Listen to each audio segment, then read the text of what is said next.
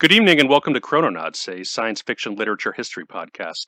I'm Nate and I'm joined by my co-host JM. How you doing tonight? Hey, doing well, thanks. Great. Tonight we're going to be looking at utopias. Now, if you took all of pre-20th century science fiction somehow and were able to calculate the percentage of which works written before then were of a utopian nature, I think we would get a very, very large amount. It's a huge trope and construction for stories in early science and speculative fiction.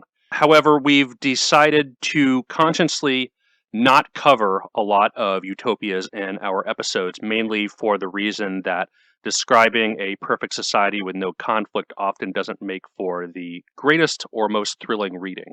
But since it's such an important construction, we decided to devote an episode to it, and specifically an episode revolving around feminism and women's rights, as it is an issue that is still very, very relevant in today's world. And as we'll see throughout the works we're covering tonight, the discourse in the materials that are up to 350 years old at times can feel very modern.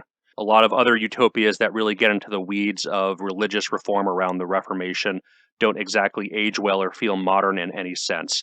For example, we read Bacon's New Atlantis in episode 1, and while I'm sure religious scholars of the Reformation might find points of it interesting, it doesn't really read very well to the modern reader. Yeah, the science speculation was interesting, but that was only like less than maybe a third of the content. Right, exactly. Whereas a lot of the text, though we'll see not all of them, do feel quite modern in this episode. So to give some initial context on utopian fiction, Utopia is of course derived from the Thomas More work Utopia from 1516, although there are a number of precursors which date back to antiquity, including elements of Plato's The Republic.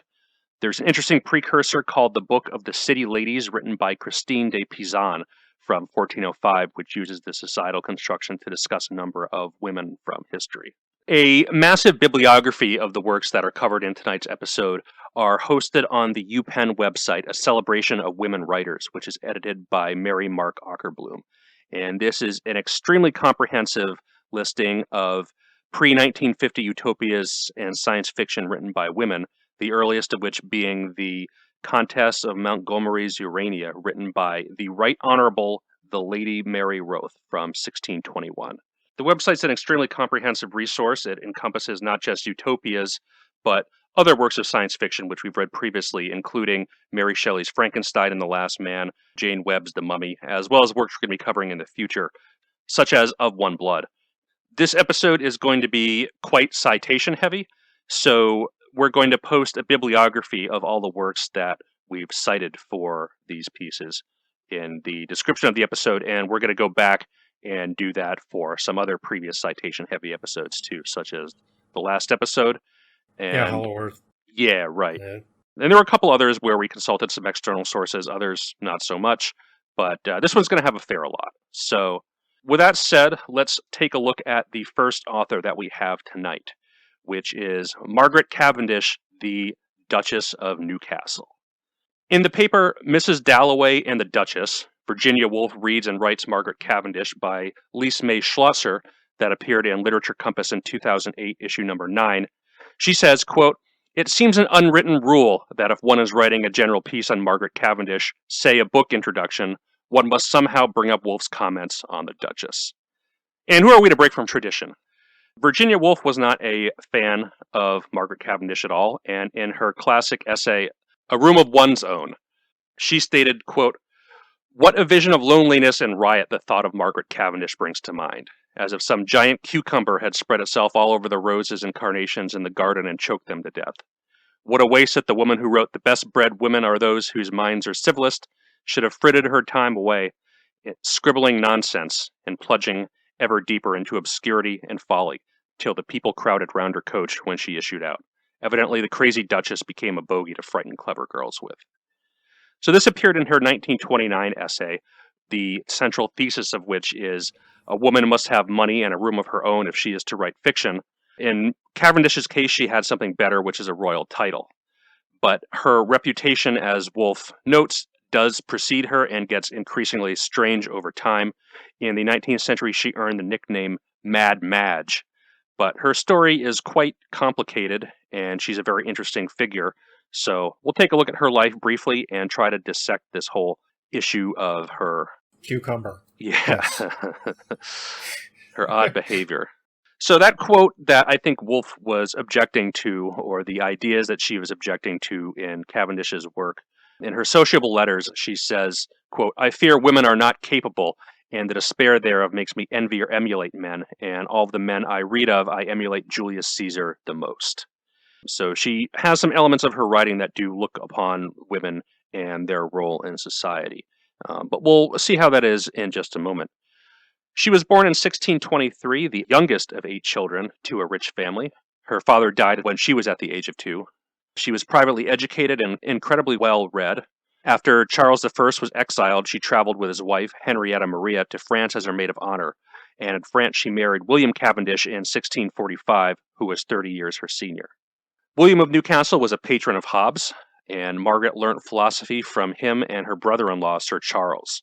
Her first book was Poems and Fancies, written in 1653, and at the time it was not only very rare for a woman to have a book published at all, but rare to have it published under her name, which it was. So initial speculation in the literary world was that it wasn't hers, but that of her husband's. She went on to write an autobiography entitled A True Relation of My Birth, Breeding, and Life from 1656. 2 other works from 1656, The Contract and Assaulted and Pursued Chastity, involve women marrying rich men, reforming them. And she makes a point here to have the women not read romances, but rather mathematical text. Yeah. By the 1660s, she was actively reading a lot of contemporary philosophy. Around this time, the Newcastles returned to England with the restoration of the monarchy, and her observations upon experimental philosophy from 1666 also included the Blazing World in some editions. She was the first woman to have been invited to attend meetings at the Royal Society. And by this time, she was infamous for her ridiculous and elaborate public appearances. In the diaries of Samuel Pepys from 1667, he says of her, quote, "This done, Sir W. Batten and I back again to London, and in the way met my Lady Newcastle going with her coaches and footmen all in velvet. Herself, whom I never saw before, as I have heard her often describe, for all the town talk is nowadays of her extravagancies, with her velvet cap, her hair about her ears, many black patches because of pimples about her mouth, naked necked without anything about it, and a black jus à corps. She seemed to me a very comely woman, but I hope to see more of her on May Day." He goes on to say, "That which we and almost all went for was to see my Lady Newcastle, which we could not, she being followed and crowded upon by coaches all the way she went, that nobody could come near her. Only I could see she was in a large black coach, adorned with silver instead of gold, and so white curtains and everything black and white, and herself in her cap, but other parts I could not make out." In her book The Natural Philosophy of Margaret Cavendish, Reason and Fancy During the Scientific Revolution, Lisa Sarenson quotes a letter of a spectator at a play who witnesses some of the Duchess's behavior. And he says, quote, "The Duchess of Newcastle is all the pageant now discoursed upon. Her breasts are all laid out to view in a playhouse with scarlet trim nipples." That was Dudley North to his father in 1667. She viewed these appearances as a spectacle, kind of a parody of royal society and life, and really lived this way to the fullest.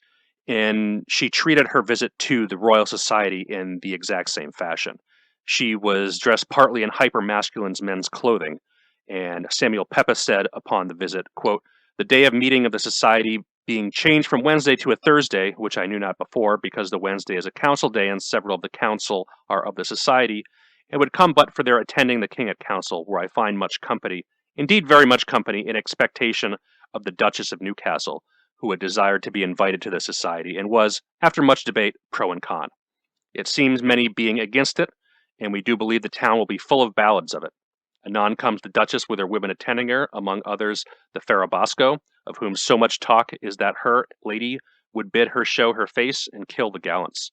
She is indeed black, and hath a good black little eyes, but otherwise a very ordinary woman, and I do think, but they say sings well. The Duchess hath been a good, comely woman, but her dress so antic, her deportment so ordinary, that I do not like her at all, nor did I hear her say anything that was worth hearing, but that she was full of admiration, all admiration. Several fine experiments were shown her of colors, lodestones, microscopes, and of liquors, among others. Of one that did, while she was there, turn a piece of roasted mutton into pure blood, which was very rare. She was very prolific for a woman of the time as far as her writing goes. She died young in 1673, despite the fact that her husband was 30 years her senior. Her husband outlived her. Her works were received somewhat negatively by contemporaries. There was one critic, Dorothy Osborne, who thought her ridiculous and mad. And Pepys wrote on the play The Humorous Lovers that it was the most ridiculous thing that was ever wrote. As far as The Blazing World goes, it was published standalone and as an addendum to the Observations on Natural Philosophy in 1666. The work is largely philosophical in nature. It has a very kind of multi-genre nature that makes it difficult to pigeonhole in one aspect. This is commented upon by multiple sources, including an entire essay by Nicole Pohl called Of Mixed Natures, Questions of Genre in Margaret Cavendish's The Blazing World, which appears in A Princely Brave Woman. That was a collection of essays on her. But there's elements of fiction, philosophy, and while a lot of philosophy does use some kind of fictional construct as a way of framing the dialogue, if you were to somehow make up a scale that would contrast it between fiction and philosophy, I would say it really leans on the philosophy end of the spectrum. And then at the end, it turns into a war epic all of a sudden. Yeah, it takes a lot of strange turns, and plot-wise, it's very odd too, as far as the pacing goes, as far as what is brought up and the ending. But I don't come from a large tradition of philosophical reading, so personally, I had a hard time interfacing with this text. I know a lot of people really get into history of philosophy and things like that, so those people who have more of a philosophical background might get into this more than I was able to. I mean, I'm no expert, and obviously a lot of things have been written about it and her philosophy, but it didn't seem to me that one would necessarily find that much more to engage with. I feel like it was just her trying to work out philosophical dialogues in her head between the different things that were sort of considered normal at the time and sort of phrasing it in this romantic fiction narrative, I guess. Right. A lot of scholars and sources on this kind of contrast it with Hobbes's view of absolute power. I haven't read The Leviathan, and it always seemed like a very forbidding tome. It's enormous, and it's written in this really dense, dry style. She does talk about Hobbes. Yeah, she A does. fair amount. Yeah, and he was also in her personal life. So he's somebody who is contrasted with her work a lot by these sources. The intro to the Penguin edition that came out in 2014, written by Kate Lilly, said that her empress is a kind of hermaphrodized warrior queen who represents the cult of both Elizabeth I and of Henrietta Maria, the queen in exile. So with that kind of background in mind, let's take a look at the text itself. So it is framed as a fictional narrative in which a foreign merchant resolves to steal away a girl above him in social status, and the boat that they take when they steal off together is on course to the North Pole. But all the men on board freeze to death, and the woman, who is unnamed throughout the entire narrative, is kept alive by the heat of her youth and the light of her beauty. The North Pole is some kind of dual pole construction with a different world. I really didn't visualize what she was doing here with the connection between our world and the Blazing World, but somehow the ship makes it across to the Blazing World.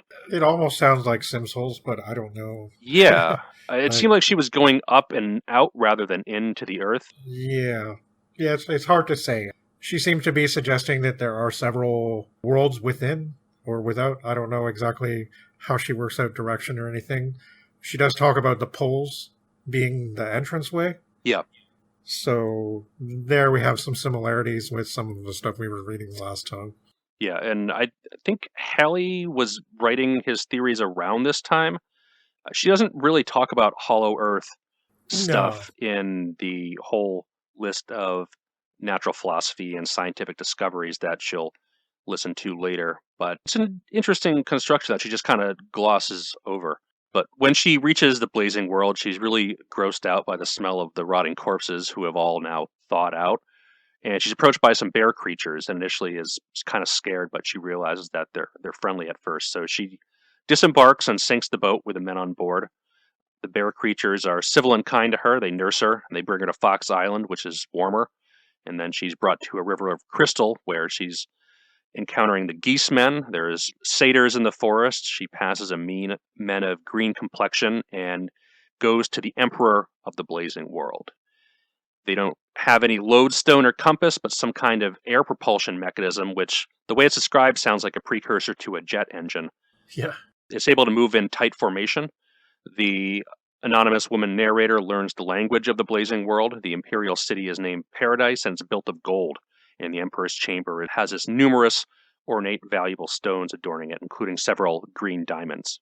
And she's taken in by the emperor as a goddess who marries her and gives her absolute power. And she's worshipped by the public as a deity. So here is where the plot kind of pauses for the next, 50% of the work or so. Yeah. And we're treated to very, very extensive philosophical and scientific dialogues, which are represented by the numerous animal people of the blazing world. So they all have different specialties. The birdmen are astronomers, for example, so they fly in the air, they can see the planets. There's a absolutist monarchical tone here with a strong figurehead and an agreement with the religion, with the priests or eunuchs and women and children make disturbances in the church and the state. The religion seems to be more Protestant in tone.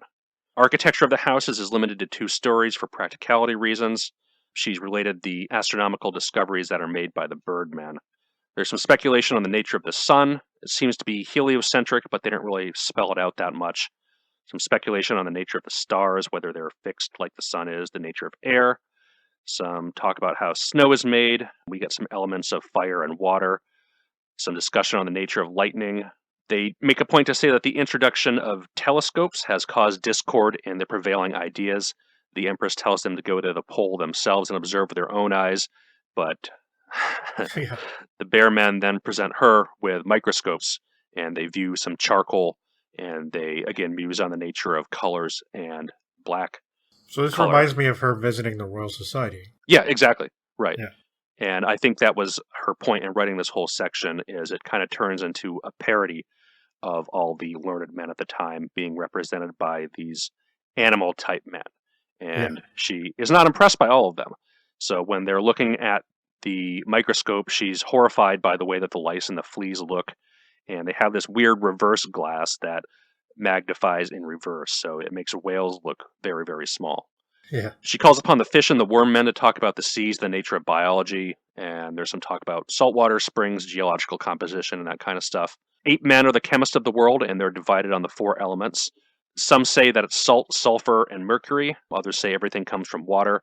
There's certainly nothing in the discussion here that resembles anything like modern atomic theory. No. They discuss longevity. There's a rock that contains golden sand. When hollow, produces a gum that expels vomits and phlegm humors. The skin breaks off and the patient rejuvenates. This is the philosopher's It makes stone. you immortal. Yeah. But it has this. She has this really long description of how it affects people, get sick, and they get all weird for like several months.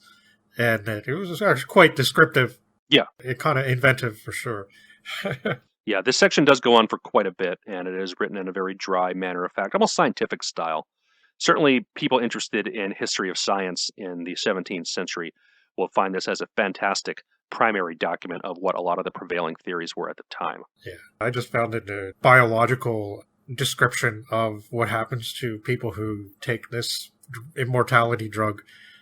I wasn't really expecting that. Like it was a little bit more, oh, that's pretty crazy and imaginative. Right. It almost gave me Star Side vibes a little bit. Yeah, definitely. But she also, it's kind of random seeming, I guess, from a modern perspective, all the different things she decides to tackle. Like there's not really a cohesive narrative to it. It's like she's the Empress now, so she's being visited by all her scientists and philosophers. Right. So she goes into logic for a little bit as well, just discussion of critical thinking and logic.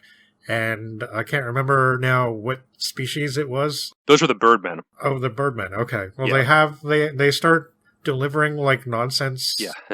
syllogisms, Yeah. and she gets really tired of it, and she like kind of tells him to bugger off. Right. And the nonsense syllogisms are pretty funny. They're kind of like the things you get presented with in a logic class, and you're like, well, it doesn't really make sense, and then you have to figure out why it doesn't make sense, and it's pretty basic, but it's funny. That was the one sort of humorous element I thought that sort of worked for me. Yeah, and there's a couple other things in this section too where the Spider-Man mathematicians totally confound her, and the Licemen geometricians confound her even more because they couldn't measure air, so she dissolves their society entirely. Yeah. Your society is useless. Yeah. But she decides to resolve to make herself essentially the figurehead of the religion, building churches, establishing a congregation of women where she will be the head. And she seeks knowledge of the nature of fire that can consume a mountain. And this is this sunstone to which the birdmen say they can demolish a star for her. So she has 2 chapels built. The firestone is used to illuminate one, and starstone is used to illuminate the other. The Firestone Chapel preaches brimstone, where the Starstone Chapel preaches salvation. So now she has the church and the state to exactly where she wants it, and has a lot of converts that were brought to her religion out of love, not from fear. That's where she starts to muse about writing down a Kabbalah of some kind. Yeah. The whole religious mysticism stuff comes in here. She says she wants to know more about the world that she came from, and the only way is to talk to the immaterial spirits. So the fly men put her in contact with the spirits, and she goes in this whole long dialogue about elements of the Kabbalah, numerology, the nature of spirits, and so on and so forth. And they tell her that numerology is just total nonsense, that planets and stars are composed as the same matter as the heavens, and they won't elaborate on the nature of heaven, and she thinks she asks them too many inappropriate questions as they kind of disappear suddenly. Yeah, she's very sad about that. Yeah, she is. But the spirits then offer to be a spiritual scribe of writing her Kabbalah, and they kind of propose the spirits of Hobbes, Galileo, and etc., but she makes a point to say that they don't want to be ascribed to a woman. But, however, there is one person that they do know will be, and that is the Duchess of Newcastle herself. The thrice noble and excellent and glorious princess. Yeah. Sorry, illustrious. Yeah. An excellent princess. Right.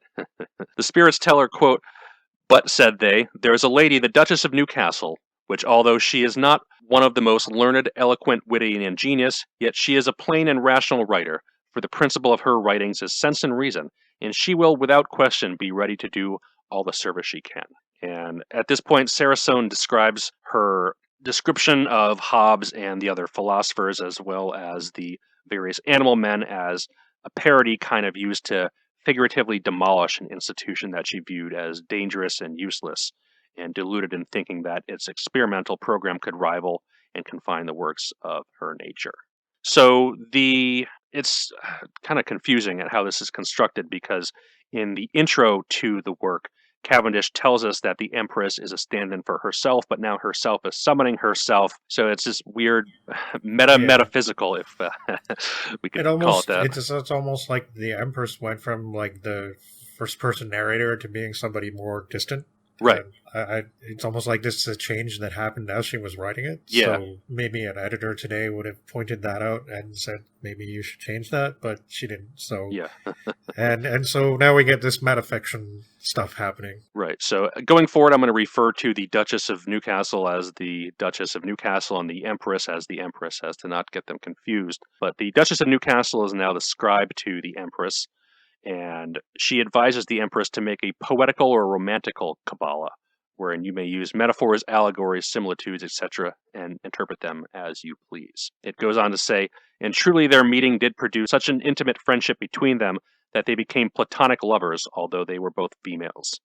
And the Penguin introduction takes this sentence as well as another sentence and comments on the nature of it, which seems to suggest to me that the word platonic was added in as an afterthought, because it does take on this oddly metasexual tone later on. Yeah, it almost seems like that word wasn't necessary or meaningful. But Yeah. Yeah. So one day, the Duchess of Newcastle says she's sad and laments on the lack of power associated with her title and gender, and wishes to be an empress herself, and says, quote, "I'd rather die in the adventure of noble achievements than live in obscure and sluggish security." The spirits tell her that anyone can be a creator, getting further meta still, and the Duchess of Newcastle takes leave to create a world of her own, which is presumably this blazing world here. So she tries to create several worlds following the models of Thales, Plato, Aristotle, Descartes, Hobbes, etc. And getting frustrated in this, she decides to create a world of her own invention based on sensitive and rational self-moving matter. The Empress gets inspired by this and also makes her own world, a complete utopia. There's some discourse on the nature of power and a monarch. One odd line here is the Duchess tells the Empress about plays, like the Empress had never heard about drama before, but she's from Earth, so I don't know. I don't know. Yeah, I don't really know what that. I didn't get that either. Yeah, but the Empress seems to like the drama just fine, so that's cool. So they hang out and watch plays and stuff. But the Duchess gets sad as she wants to converse with the soul of her husband.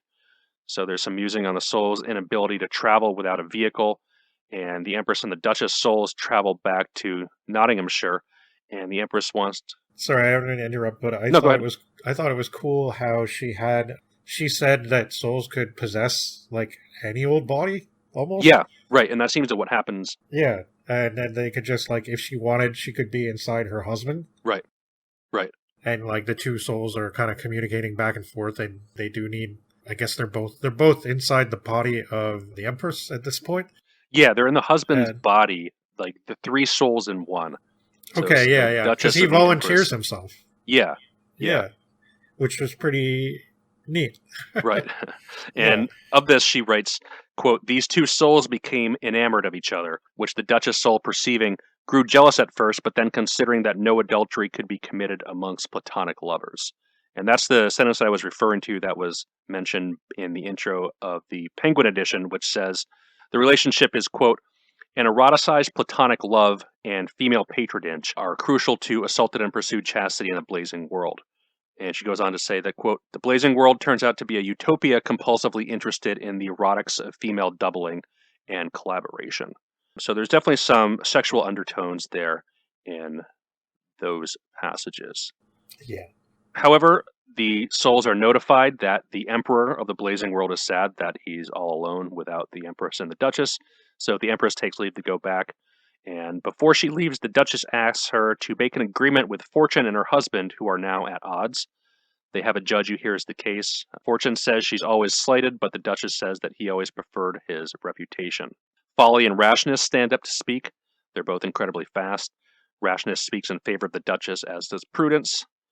Honesty defers to truth and then chides the Duchess for wanting so much to be in Fortune's favor. As this whole party breaks up, the Empress goes back to her husband. She agrees on the condition that she can visit as much as she wants. The Empress asks the Duchess what to do about different factions of the bearmen, fishmen, etc., who might be revolting, and the Duchess says to dissolve them, saying, quote, "Wherever learning is, there is most commonly also controversy and quarreling." The Empress then receives word that her part of the world she's from, and I don't think they ever say, but it's implied it's somewhere in continental Europe. Yeah. That it's going to be destroyed by its enemies, and she's very upset by this. So she can't send forces directly there, and the spirits can't act in the material world as they have no vehicle to get there. So the Emperor tells the Empress to confer with the Duchess and see what they come up with. So the Empress sends for the Sirens to see if there's a passage to the blazing world, and they inform her that there's only one small passage big enough for one ship. So the Duchess asks for the shipwrights of the giants, and asks if they had contrived of ships that can swim underwater, so some precursor to submarine warfare here. And she proposes that they send a fleet of fishermen with the Firestone to incinerate their enemy ships. So the plan works, the enemy fleet is destroyed, the Empress comes down as if some divine being, and tells her countrymen that she's going to destroy the enemy.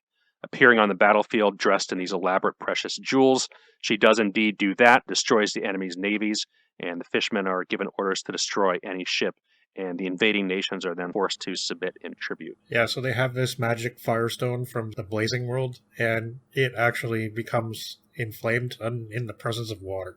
So, like, all the people in the town are like, "Oh, this is nonsense," right? But then it starts to rain, and all of a sudden their houses all catch fire. Yeah. So after the Empress and the Duchess are glorious in battle, the Duchess and the Empress converse a bit to make a passage between the two worlds. The Duchess establishes a theater in the Blazing World to perform plays, and when she goes back to her husband, he's always glad to hear of tales from the Blazing World. The Empress asks the Duchess what she likes the most.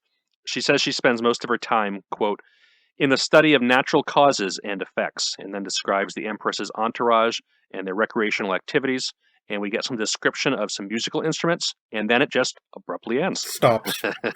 Yeah, it's like the musical instruments were the extent of where she could go with that. Then right. she just kind of ran out of steam. Yeah. So that is the Blazing World. There's an intro and an outro, and it depends on what edition of the text you have of where they're located.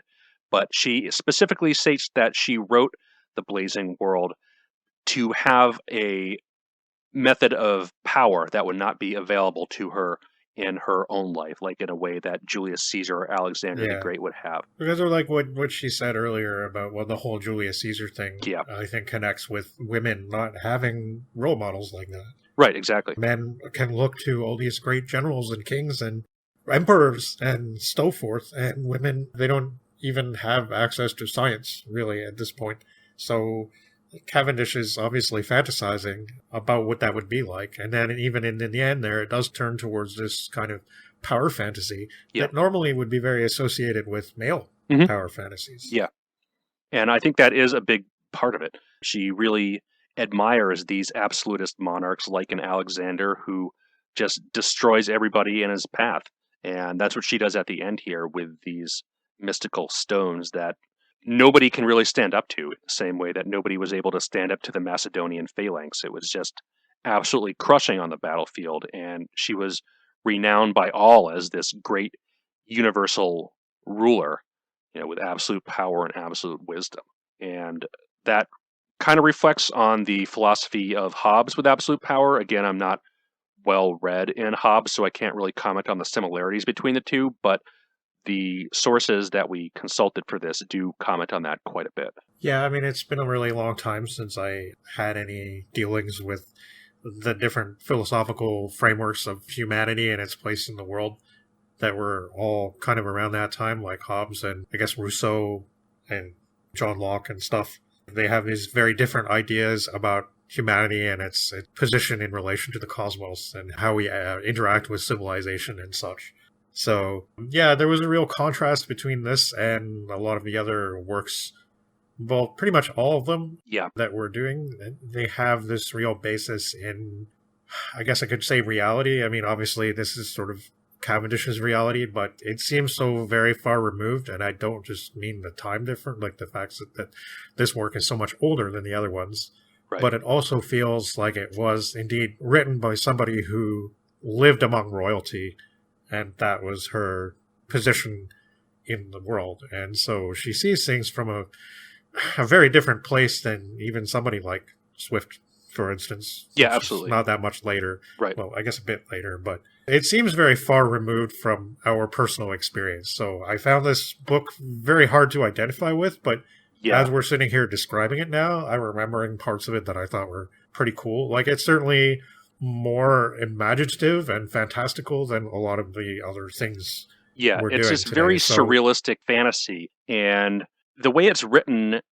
can be frustrating, I think, because it is written in this very dry philosophical tone that is, in a sense, of the time. If you've read any other works from the 17th century, even some of the stuff that we covered on the podcast, like the Bergerac and the Godwin, it's very similar to the English used in those. I mean, for the Bergerac, it's in translation, but all the proper nouns in the Gutenberg version anyway are capitalized like they do in German. Sure, and some of the spellings are weird, of course. Yep, the Gutenberg version doesn't modernize any of the spellings, so they're of the time as well. But it really is this odd, surrealistic journey, and I just wish there was more plot and descriptive prose here rather than going from philosophy to scientific discovery to philosophy. Yeah, to power fantasy. Right, because the philosophical expose, or if you want to call it that, takes up at least 50% of the text. and it is quite dry, and I found it really difficult to get through. Yeah, and it is all phrased in the form of dialogues. Yeah. But they don't show very much character or change. And again, like the different denizens of the kingdom of the Blazing World are not really gone into in much detail. They all have jobs, and they're all cross between men and something else, kind of like Niels Klim, but even less descriptive than that. Right, and more obvious too. So the fishmen know about the sea, the birdmen know about the air, and so on and so forth. Where in Klim, the tree men, while they move slow and they had other tree-related characteristics, he goes in a little more detail about their society and their behavior than Cavendish does here. Here they may have those things, but again, I think because of the fact that she's an empress who's like basically, even though she's come to a foreign land as a complete unknown, she's instantly worshipped like a deity. Right. Like, that doesn't seem very realistic. That seems, again, like something that like a princess would just sort of come up with, or somebody that at least dreamed that they were a princess. And Margaret Cavendish didn't have to, because she was. Mm-hmm. So she seemed to just take it for granted that it would happen like this. And so she doesn't really get to know any of the other people, except for the other royal personages in the text, being, I guess, the emperor, who himself is not even that really described. No, or named. Or named, no. And Margaret Cavendish, the metafictional insertion in the text. Yeah. And, of course, she is another highborn individual. So, I don't know. It feels like everything is very remote. It does. And it does have that odd feel to it because of that. And there's a lot of interesting stuff here. It is very dense to get through at times, but it does raise some interesting ideas. And it does have some pretty cool imagery, even if it does feel a little buried at times. Yeah, even though the thing is divided into sections, and the last section is not that long, but it's the war section. Yeah. And like, I really wasn't expecting that. It really did just suddenly turn into this naval war campaign. And I can't say that I've read anything that's that old written by a woman that describes those kinds of conflicts in such... I mean, there is some detail. There's not a lot of detail. And she does overcome her enemies very easily. Yeah, definitely. So, but it's all of a sudden become very warmongering, and that it was a sudden turn that sort of made me take notice, because it was sometimes hard to stay focused on this book. But then it took that direction, and it seemed really out of the blue, and not unwelcome, but just sort of like, wow, she's really going to town with the fantasy now. Yeah. Big time. And, and I guess it's the enemies of England being overcome by the forces of the Blazing World, is what it seems to be. And it wouldn't surprise me at all if she had that idea in the back of her head when she was in France with the exiled king and his wife. Yeah. In fact, she does talk about England and France, and she names it together like it's all one territory now. Yeah. So, and of course, around this time, England and France were very, very much at odds, as they would be for much of the 17th and 18th century. Sure. So, it's weird, but I guess that's the way it is. Death to the French Catholics, I guess. And, right. Yeah, so this is a very early work. It's not the earliest work of science fiction or fantasy written by a woman. On the UPenn site, there are 2 works written previously to this one, but I wasn't able to track down the full text of this. But certainly this is a very, very early example of an entry in the genre, and Cavendish herself has been studied by numerous people, and a lot of the criticism goes into her other philosophical works rather than this one. So if you're interested in her philosophy, there's certainly a lot to dig into there. Yeah. Well, why do you think that Virginia Woolf thought she was so ridiculous in particular? Because she seems to sort of exemplify what Woolf is talking about, that a woman does need, at this time anyway, a woman does need a position of some privilege in order to be an artist. And that seems to be pointing at Margaret Cavendish in a positive light. Yeah, I don't know. She doesn't really go too much into Cavendish beyond those kind of jabs at her, at least not in that essay. But a lot of that A Room of One's Own is kind of a mixed genre work itself, where it does some first-person recollections of Woolf's experience in academia and ties it to a history of women's writing, and then kind of uses that to advance this central thesis of how women can be successful in writing, needing, of course, money and a space to work. But Woolf herself is an incredibly, incredibly talented prose author. I mean, I was just totally blown away by Mrs. Dalloway and To the Lighthouse, whereas Cavendish, when she writes fiction, I guess you could call this fiction, kind of, sort of. I mean, it is fictional, but... I mean, it's certainly debatable whether it's science fiction, but it's certainly... I definitely read it as fiction. Yeah, science philosophy, I don't know. It's hard to really put this work into any category because it's so strange and it's across the board, but it is really dry, and it's very possible that Woolf did not like her prose style. It could be possible she didn't like her views on absolute power or other things like that, which are, in a sense, rather antiquated. By the time Woolf was writing in the 20s, this work had been written 250 years prior to that. So things had obviously changed quite a bit since then. But I don't know, I think Woolf is being a little unfair to the Duchess. Yeah, I mean, it's. I think the distance of time both helps and hinders in appreciating the work, because there's a hindrance in that it does seem very remote, but I think that has more to do with her character than the time that it was written. Sure. And also the fact that, it's written by this crazy, absolute monarchist, like ultra-theatrical lady who probably didn't fit in all that well with society then, but because of her position and power, well, not so much power, but her position anyway, she was able to get away with it. Yeah. And she could do things that normal women couldn't do. And normal women certainly did not do, it appears. Right. Because everybody considered her a ridiculous spectacle, that they would, line up in these crowds just to see what she would do. And she enjoyed that little go. Yep. She's like, these are my subjects. Yeah. I am the noble, illustrious princess. Yeah. So, interesting. We commented before on how most of the authors that we were doing have so far been people who are sort of part of the upper class of society of their time, but then that slowly seems to be changing. Yeah. And once we get into the 19th century, we start to see a lot more down-to-earth kind of purveyors. Yes. And in this particular kind of thing, I mean, there were certainly...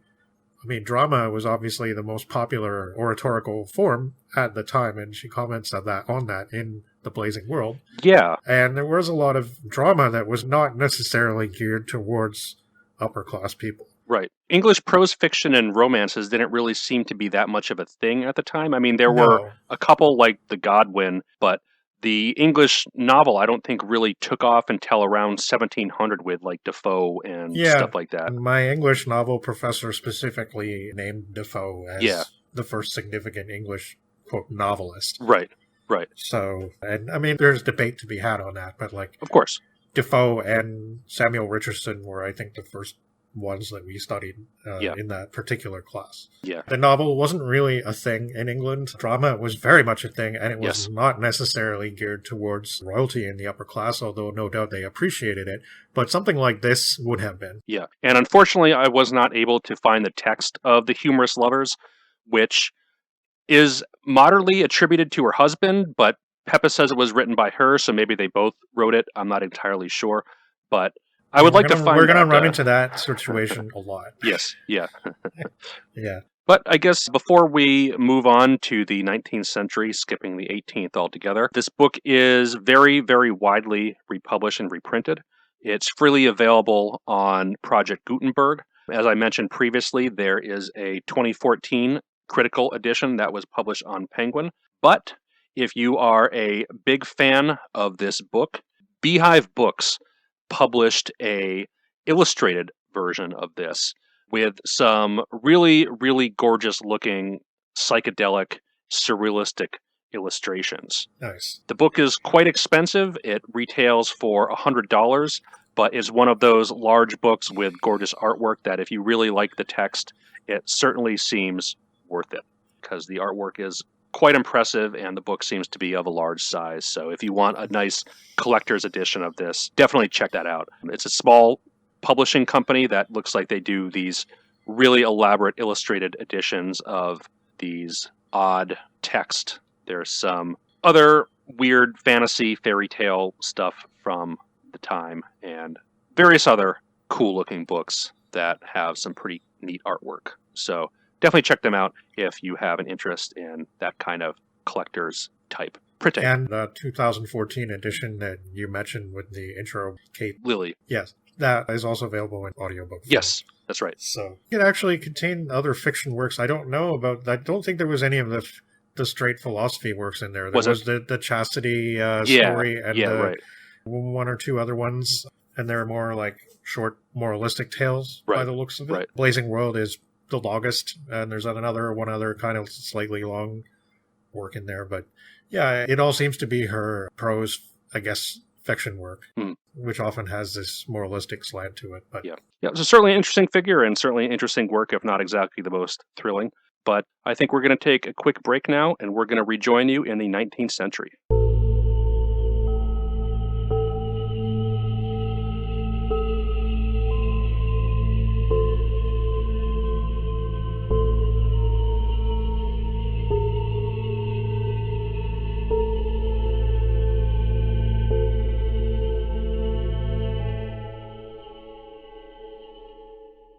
Our next work was written by Mary Griffith, who was born Mary Corey in 1772 to a French émigré named Joseph Corey, who served as a cook to the British Dragoons and eventually established a confectionery and catering business in New York City.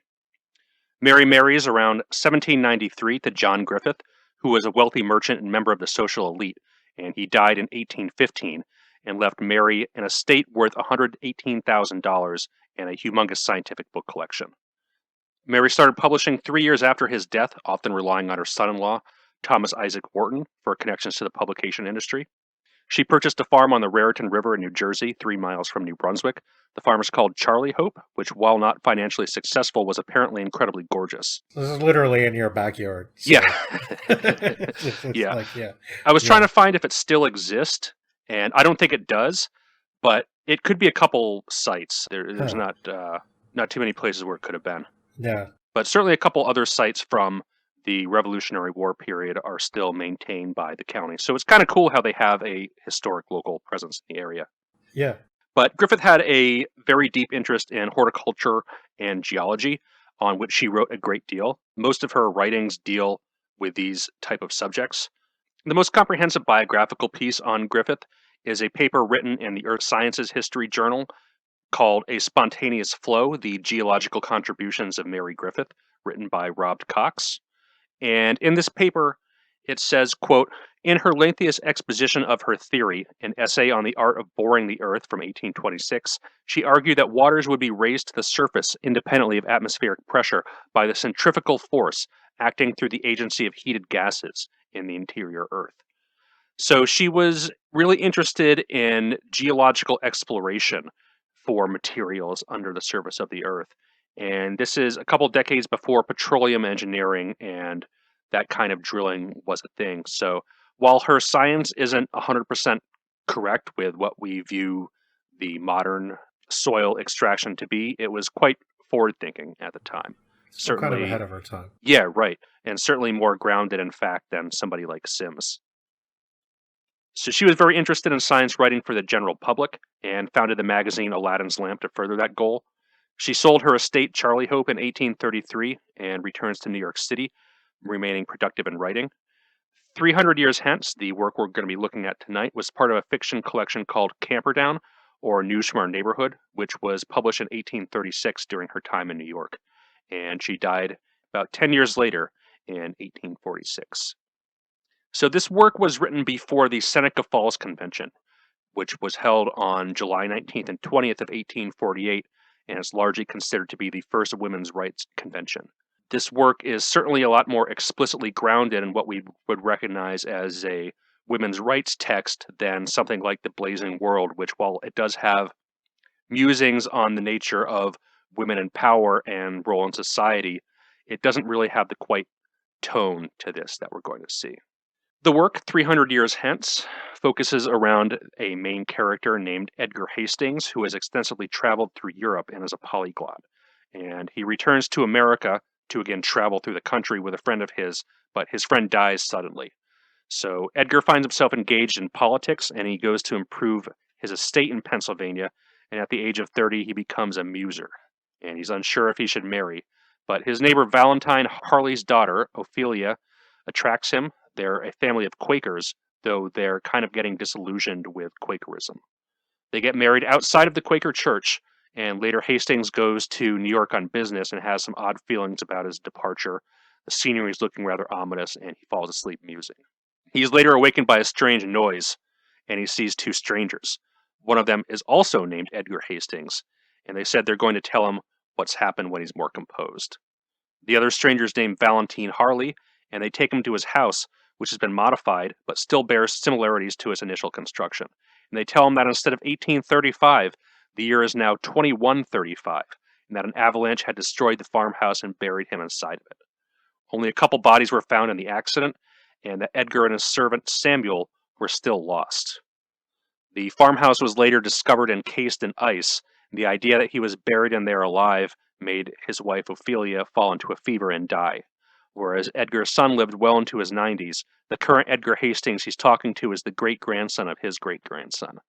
So, since the only two characters in this work are named Edgar Hastings, I'll be using Hastings for the elder and Edgar for the younger, just so we can try to keep them apart. He's told that his body was found in a chair, and they went to arrange for a burial for him, but he appeared to be thawing out and breathing. So I thought this whole part where they find him encased in the ice and he's thawing out, and they kind of give him this horror story of how the farmhouse was buried in an avalanche was a really cool part of this work, and something that we didn't really see too much of in this episode. It really did start out seeming like a real novel. Yeah. That didn't get maintained throughout. No, they drop it pretty quickly. So Hastings is rather distressed over the next couple months. The younger nephew, Edgar, proposes that they travel, and he says that they're going to go by locomotive cars without gas or steam. Young Edgar says they had balloons in Old Hastings' day, but Old Hastings corrects him and says that they're really only for show and not for any kind of effective transportation. Horses are no longer used in farm work or transportation, and sporting is banned with animals. Steamboats are no longer in use. Painting has been on the decline since 1870. While photography hadn't been conceived, they had sculpture, being the art that replaced it, now being on par with the masterpieces from antiquity.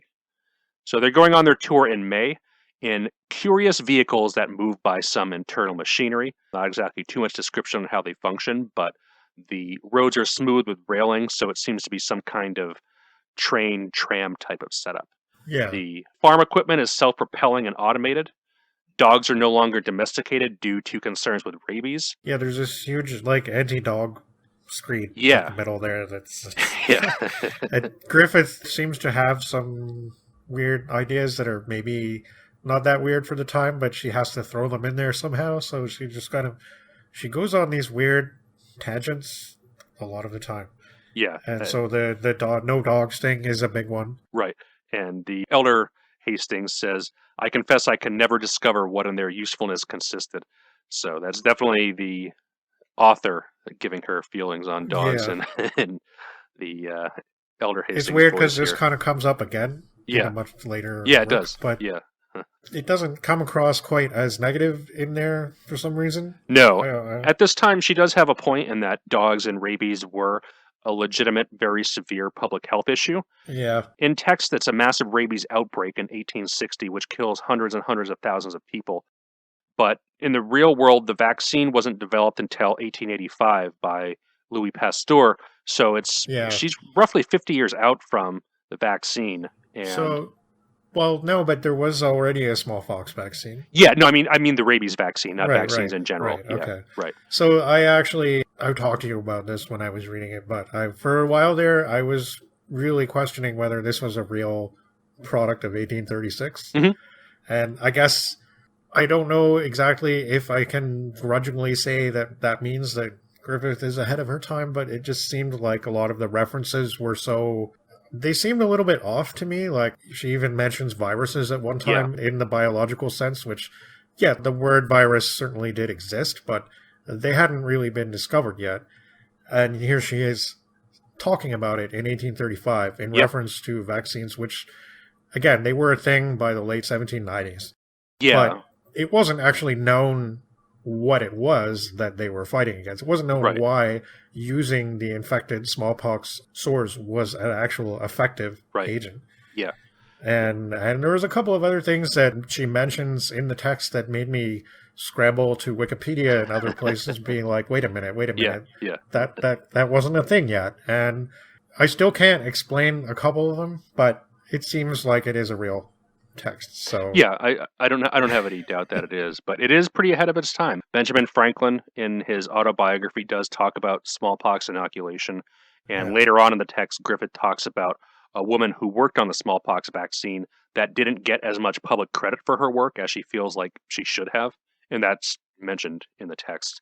But yeah, very very ahead of its time in very many ways, but also a product of its time in others, and we'll certainly see that coming up. So, as we have most dogs exterminated, they're mostly rare. There is a newspaper in the future called the Recorder of Self-Inflicted Miseries, which, yeah, what a title. it's like a history newspaper. Yeah, right. So they're in Philadelphia, and they note that only a few of the original buildings are still there, and they talk about the orphanage and talk about how the charitable institutions came about. They were funded to eliminate poverty as a wealthy benefactor had died, and he left a great deal of money to fund a women's orphanage, which ushered in a new age for women's education. They're on Market Street now, and they note that the Recorder of Self-Inflicted Miseries says that the vendors of the 19th century were shameful, and younger Edgar tells the elder Hastings that in his time, meaning the 18th century, women were degraded, and the elder Hastings is kind of incredulous at this, saying that 19th century women had total equal rights, and you had to go back to the time of Elizabeth to find inequality between the sexes. And the younger Edgar thinks this is totally ridiculous, and we'll discuss it with him further in time. And in a sense, this mirrors contemporary dialogue where people say that women's rights and feminism is no longer needed because you have to go back to the 1950s and 60s to find Yeah, differences between the people they say that now to yeah make excuses for things like, oh, well, it's not really racism yeah right exactly because that doesn't exist anymore. Yeah. We conquered that problem already. yeah And of course, it's never the people that are actually victims of that would say that. It's Right. always the people who are lived their lives free from it. Right. So Yeah, and I thought that was just interesting that 200 years ago people were sweeping it under the rug with the same kind of saying the arguments. same thing. Yeah, exactly. There's this weird bit about butcher shops on how they precisely measure their meat now, which Yeah. what they didn't before. That seems to have also been a pet thing of Mary. yeah, Like maybe she had a few bad experiences getting meat. I got for ripped her. off for a leg of lamb or something like that. Yeah. I don't know. I'm pretty Yeah, sure they there's- had scales back in 1830 though. So Oh yeah. Maybe these are particularly fine scales. yeah, right. There's this big long description of a butcher meat counter at a market. Yeah. And how the stuff is dispensed, which seems definitely more like a modern grocery setting than something you'd associate with 1836. Yeah. So, I mean, it's the way she describes it is so clean and orderly. And there's like little compartments that open in the wall that like where the person puts your meat. And it's all very much clean lines and technology of the time being used to make domestic situations better, I guess. Yeah, and that's a theme throughout a lot of the works that we're going to be covering today. So they're continuing their walk. They're on a huge bridge over the Delaware River between Philly and Camden, and they're looking over the river, and boats are not steam-powered, as steam power is considered dangerous and dirty. They talk about how a boiler explosion killed 41 members of Congress in 1850, and that a new power principle was invented by a woman who was not honored in the same way that Mary Wortley's contributions to the smallpox vaccine were not honored. This is her kind of recognizing that women's contributions to science and technology have been swept by the wayside too, and she feels like this anonymous woman who invented this new propulsion method needs to be recognized as essentially changing society in the same way that Wortley's contributions to smallpox were. So Hastings at first laughs at this, the elder Hastings, I should say, and says that young Edgar's just saying this, that she wasn't taken seriously because she's a woman, but then he thinks about it for a minute and realizes it's true. So they discuss how the global economy is set up. Trade is global, which includes fashion, culture, customs exchange as well. They have a large ice transport network, shipping ice worldwide from the Yeah, Americas. this is where stuff starts to get weird for me Yeah. because not a lot of the things that she starts coming up with from here on in don't make a lot of sense. Yeah. But somewhere interesting to think about, transporting ice to China from the Americas. Why not go to Russia for that? But Yeah, or the Himalayas. right, yeah, exactly. Yeah.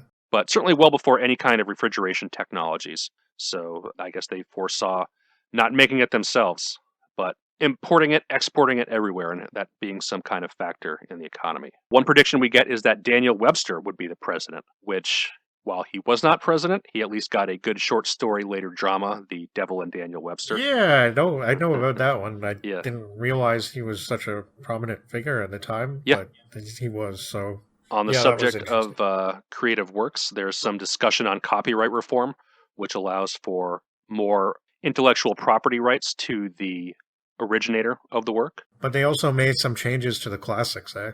Yeah. They politically correcticized Shakespeare. Mm-hmm. That threw me. That really did. Yeah. Interesting. I don't know if she was saying that was I guess she was saying that was a good thing. I don't know. Like, they took away some of the obscene parts? Yeah.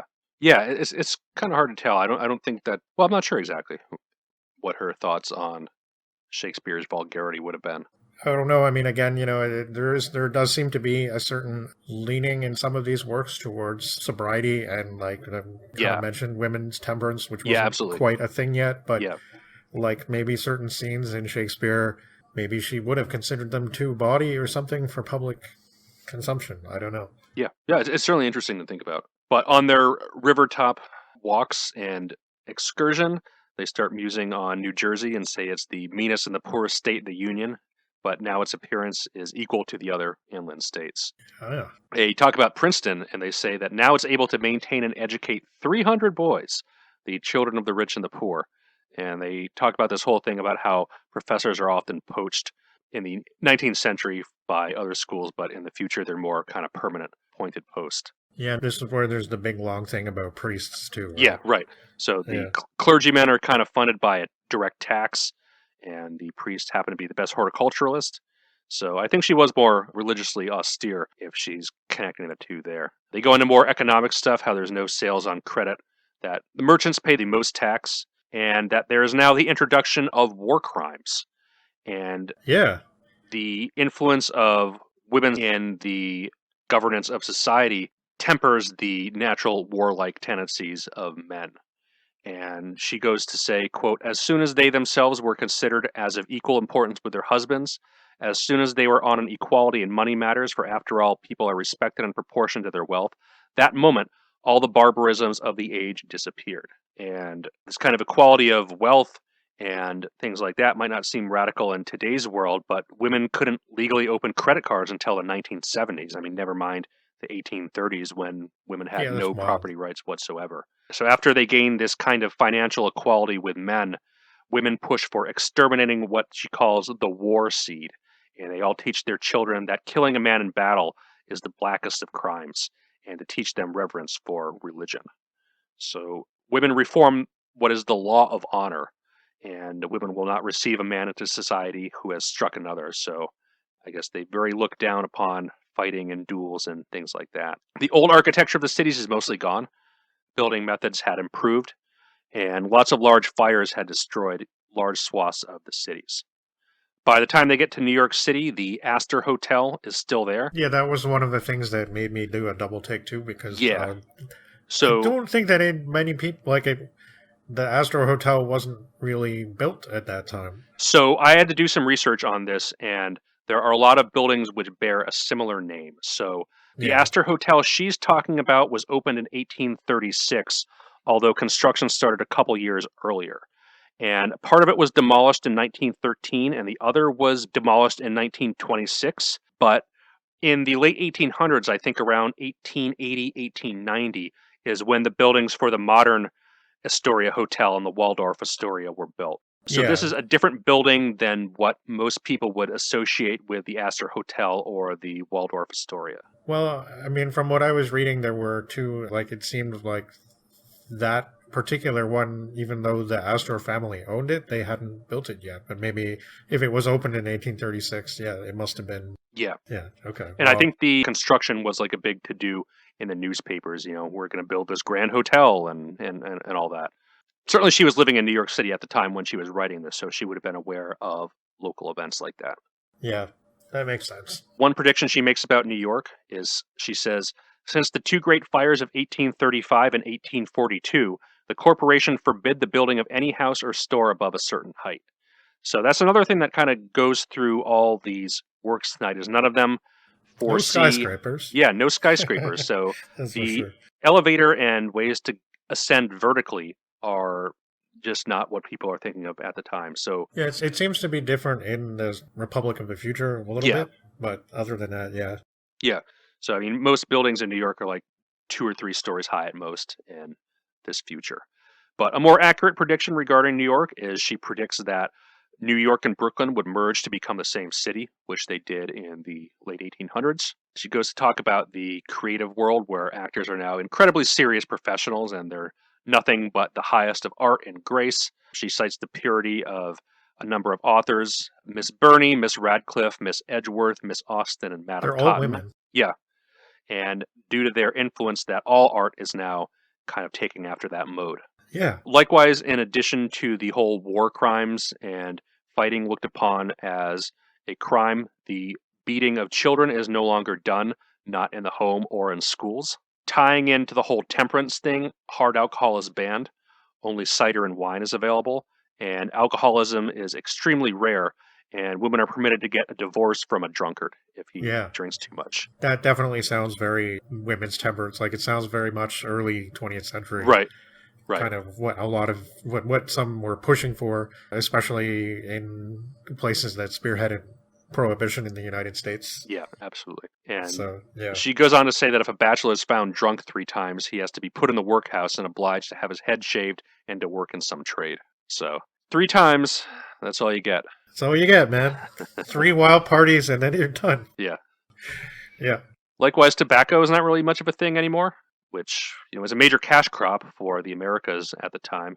Ah. So men are tailors and dressmakers, whereas women are professional accountants, bankers, and have total financial equality with men, and their incomes are not curbed after their husband's death. They're also equal owners in property. And the elder Hastings says that while some women preferred the old system, younger Edgar says that you can train a mind to acquiesce in any absurd doctrine. The truth is that as women were then educated, they were, for the most part, unfit to have the command of a large state. She goes on to say, quote, he rejoiced that women were now equal to men in all that they ever considered as their rights, and he rejoiced likewise that the proper distinction was rigidly observed between the sexes, that as men no longer encroached on their rights, they, in return, kept within the limits assigned to them by the Creator. So here's where it takes a really weird tone that is definitely pretty racist and not at all in line with modern progressive values. So she goes to say that slavery was abolished, and the elder Hastings comments that slavery was a painful evil at the time, but the entirety of the black population is sent back to Africa, specifically Liberia. And she says that intermarriage is not desirable by black people and that they want to establish their independence and, quote, show the world that their organization allowed the highest grade of mental culture. And that as Christians, the black people who were enslaved never retaliated against the whites who enslaved them, and that they are a prosperous nation, happy and respected by all. And she alludes to the fact that it sounds like the Native Americans were totally exterminated, which the younger Hastings doesn't want to talk about at all. Like it's some kind of very, very sore spot for future society. Yeah. In her paper, Mary Griffith's 300 Years Hence, Utopia, Women, and Marriage, Lillian Purdy says on this section that it includes the oversimplified solution to slavery, which seems like a bit of an understatement. Well, yeah. Everybody just sort of acquiesces, and it's pretty problematic because everybody just sort of agrees. It's like all water under the bridge. They literally just go over to Africa to mind their own business. Yeah. And specifically, Liberia is a social experiment that was, I think, just getting started around this time. Yeah. And it's a country in West Africa that was created by freed slaves. And that this was done with the blessing of white Americans. It wasn't like they escaped in a bunch of boats and made it to start their own country. This was an actual approved thing. Like 2/3 of the people that went there died. Yeah. And it's, to this day, not a very nice place to be. I actually read an article many years ago written by a journalist whose name escapes me right now, but he was like somebody who was witness to a lot of the genocide in Rwanda in the 1990s and stuff, and he did a series of things on Liberia. And the whole thing, yeah, it started off as a social experiment, and it really did not turn out well. Right. So she's basically like, yeah, we're washing our hands of it. We're sending them all off to Liberia. Like, right. And it ties in the whole right. white savior stuff of, the whites know the best thing for these Yeah. people that they enslaved, and they don't want to treat them as equals.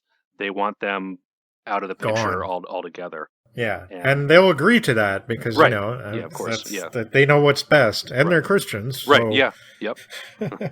yeah, it's a little bit uncomfortable, and the native thing, and then again, there was flashes of it earlier with the talk about China, and how China and India is sort of lumped together as one big conglomerate of unknown, mysterious Asianness. Mm-hmm. And there is talk about the so-called barbaric customs and stuff like that, tying of the feet together of women and stuff, which comes up in one of the later books, actually. Yeah. Yep. As well. So that's this anti-Chinese sentiment was definitely running very high in the United States around this time. And, a little bit more I suppose later in Canada too. Yeah, but in like the late 1800s. It was certainly growing. It was certainly growing. And you can tell that while she was progressive on women's rights and those kind of issues, she was approaching the abolition thing from a very scientific racism aspect. Yeah, I want to point out that many early fascists were also abolitionists. Yeah, right, exactly. And it makes sense. But here's the thing. I mean, this is something that people who rebel against, don't like progressive ideals, always say isn't a thing. But that certainly in the time when Griffith was writing, the concept of intersectionality wasn't really understood. No.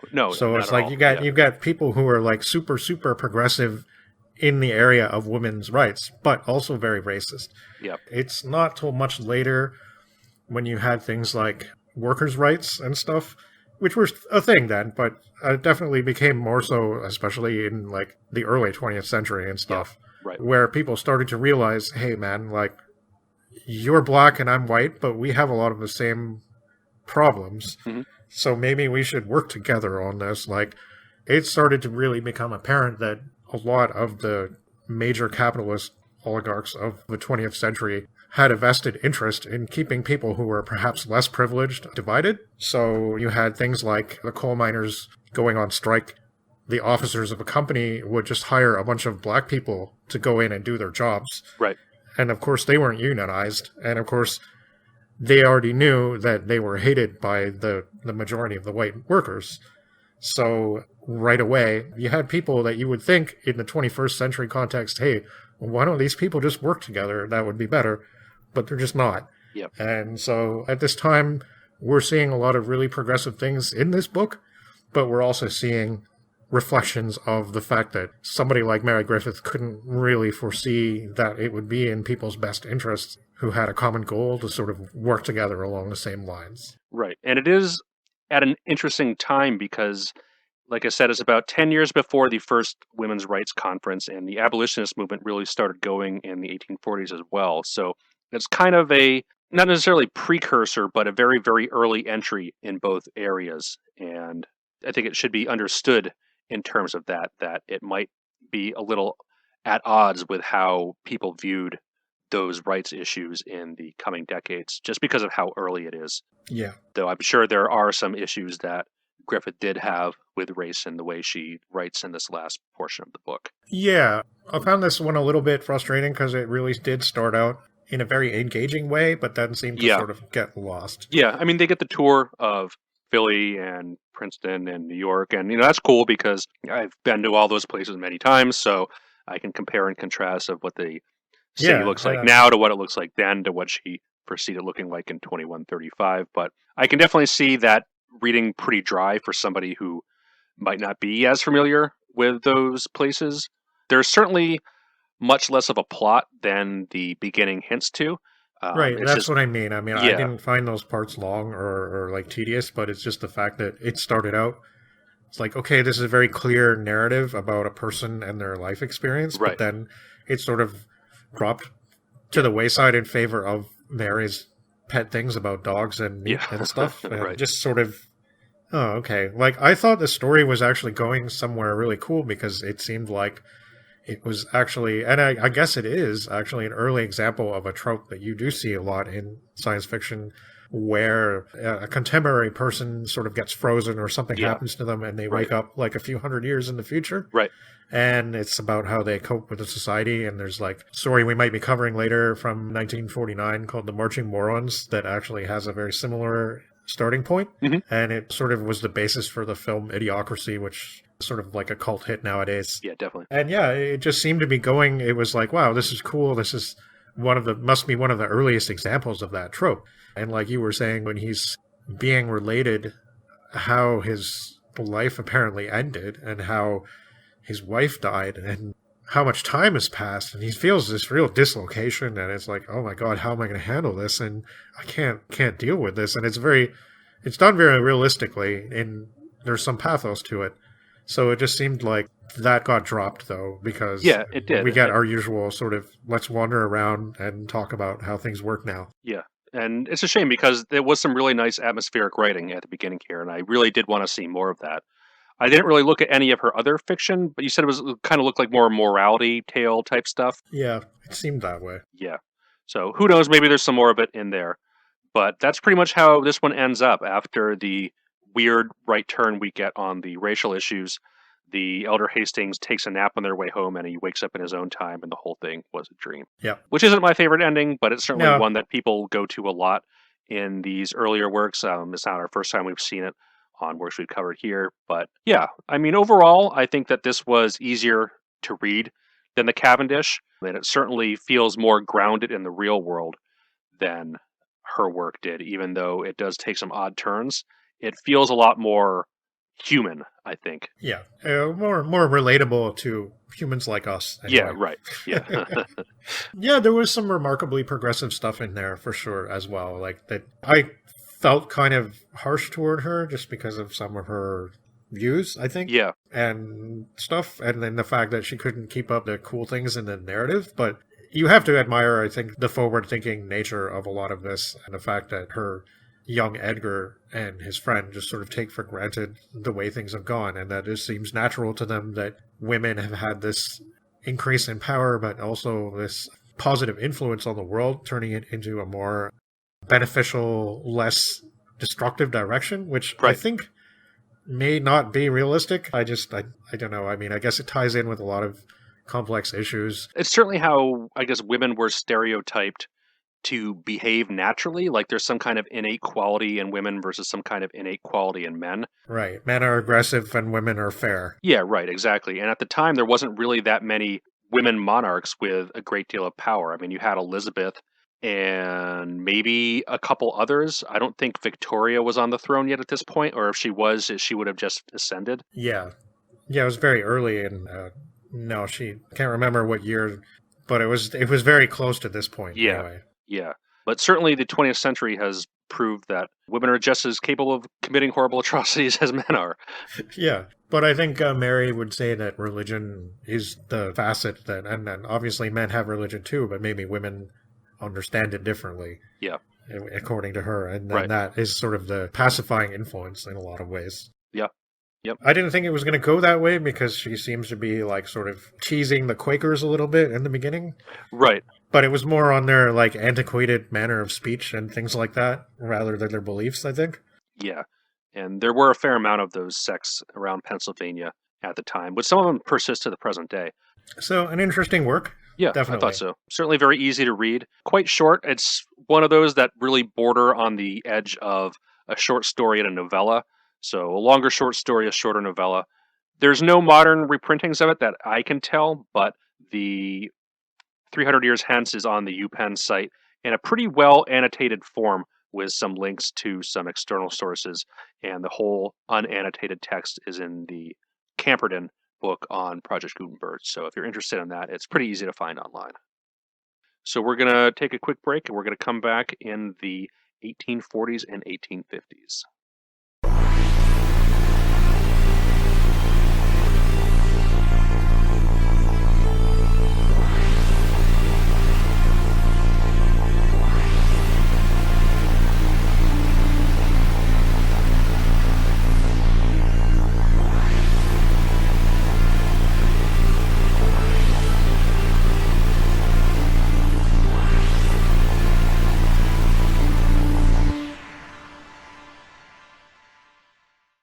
Also somewhat on the border between a novella and a short story is our next work, written by Annie Denton Cridge, who was born in 1825 somewhere in the UK, and she moves to the US in the 1840s and marries Alfred Cridge.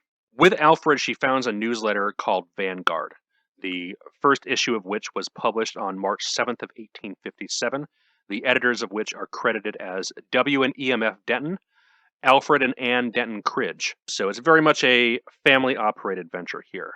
The prospectus of the newsletter is, quote, integral education, spiritualism, practical socialism, land reform, and universal freedom will be its most prominent topics.